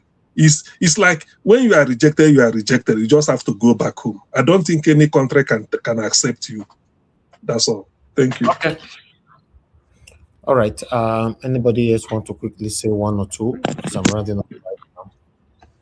Well, Naija Watch, thank you very much for what you've done. And I want to say this little to all our viewers and the people that are going to hear this in maybe later on. Please, we are not donating this money to Naija Watch. We are giving out this money to sustain our electric bill because Naija Watch belongs to us all. This is the only channel that is consistent in evaluating the kind of governance we have, and they are consistent with facts, bringing out everything to us and educating every one of us on the way forward and what to do, educating those that are not educated in terms of democracy. We are all learning here. That is why we must keep this channel running. And the only thing, there's no amount of money that you put here that is lost. It is beneficiary. It goes a long way because we are all doing what? We are all in unity in each other. We are learning from each other. So we need to sustain it by contributing money so that we can get our solar system intact. I just want to say I'm not begging, but I want to say it is for every one of us. It is beneficiary to all of us. That is why we are doing that. It's an opportunity for us to be part and parcel of a great channel. History will speak for us all. We don't know where we are going to meet. We don't know where these videos and this message is going to. It might get to the White House. It might get to anywhere. They might make us as a case study. That is the purpose for it. And as we sow our seed, we are going to reap it in abundance. And our country will become a better country. I want to thank you on Nigeria Watch. The seed that you have sown, God is the only person that will bless you. Man cannot bless you. It is when God blesses you, man will see the works of hands of God upon you. And they will all say, we want to worship the God that you worship. He is a true God. God bless you and God bless our mommy and every members of this Nigeria Watch family. We are all doing the right thing. Let us not go down, but continue and consistently do the right thing and stand on the foundation of truth. That is the only way where we can win. Thank you all. Thank you, Nigeria Watch. Okay. Thank you. Thank you very much, Niger my brother. Watch. Niger Watch. Yes, sir.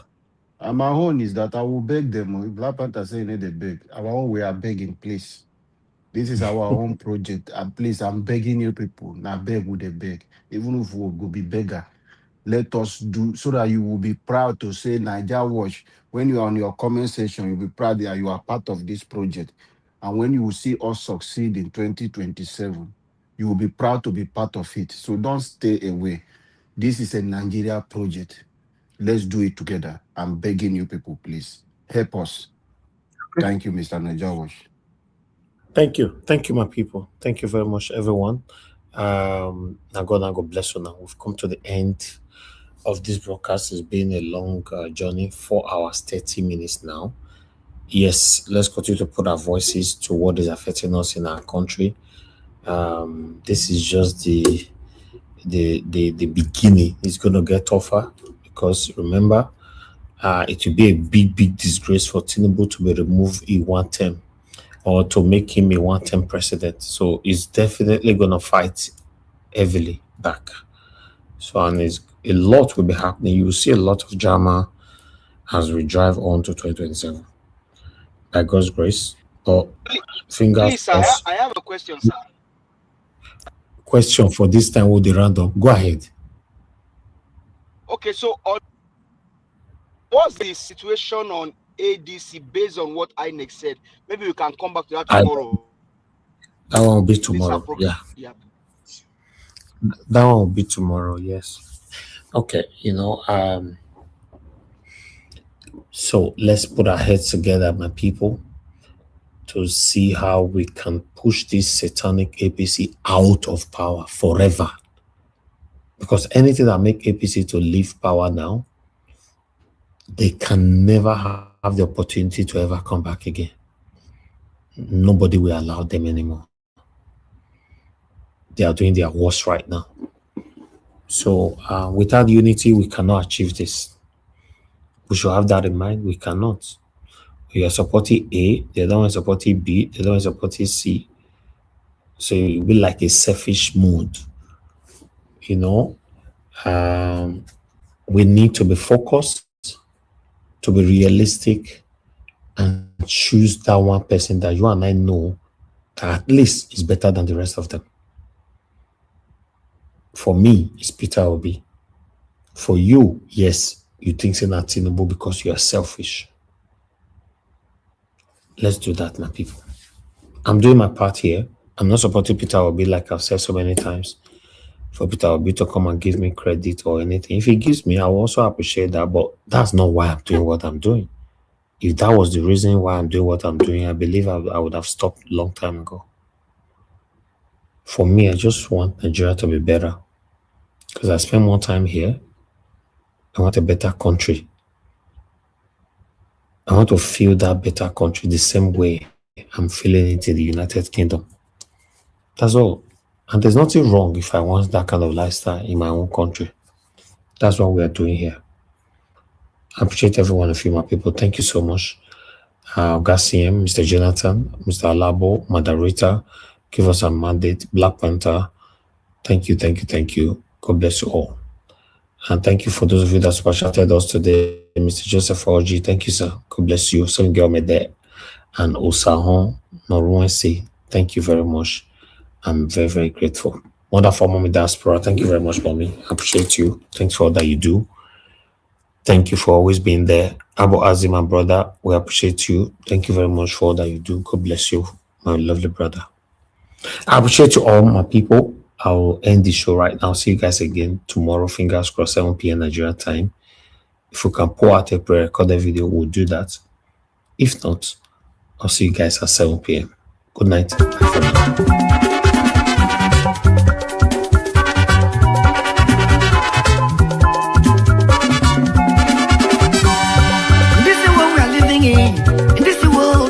Of us today in motion, everybody there in motion, moving to our various stations. As we there in motion, make we do good to ourselves, yo. Make we do good to our neighbor. Before we reach our station, every walk gets paid. Every walk gets paid. Whether not good or walk good. Every walk gets paid. Whether not good or walk good. I make a fear my God. Whether not good or walk good. I make a fear my maker. Whether not good or walk good. Whoever will come and go on song. Organize.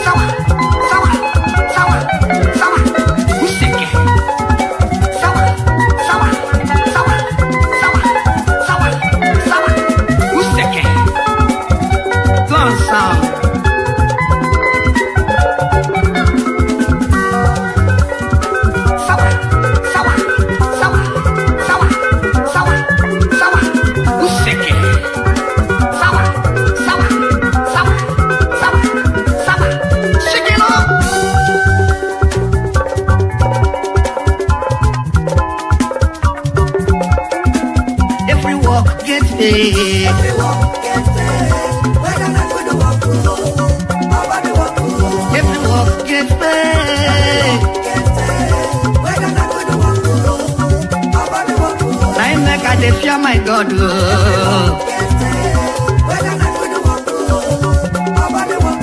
I make a fear my maker.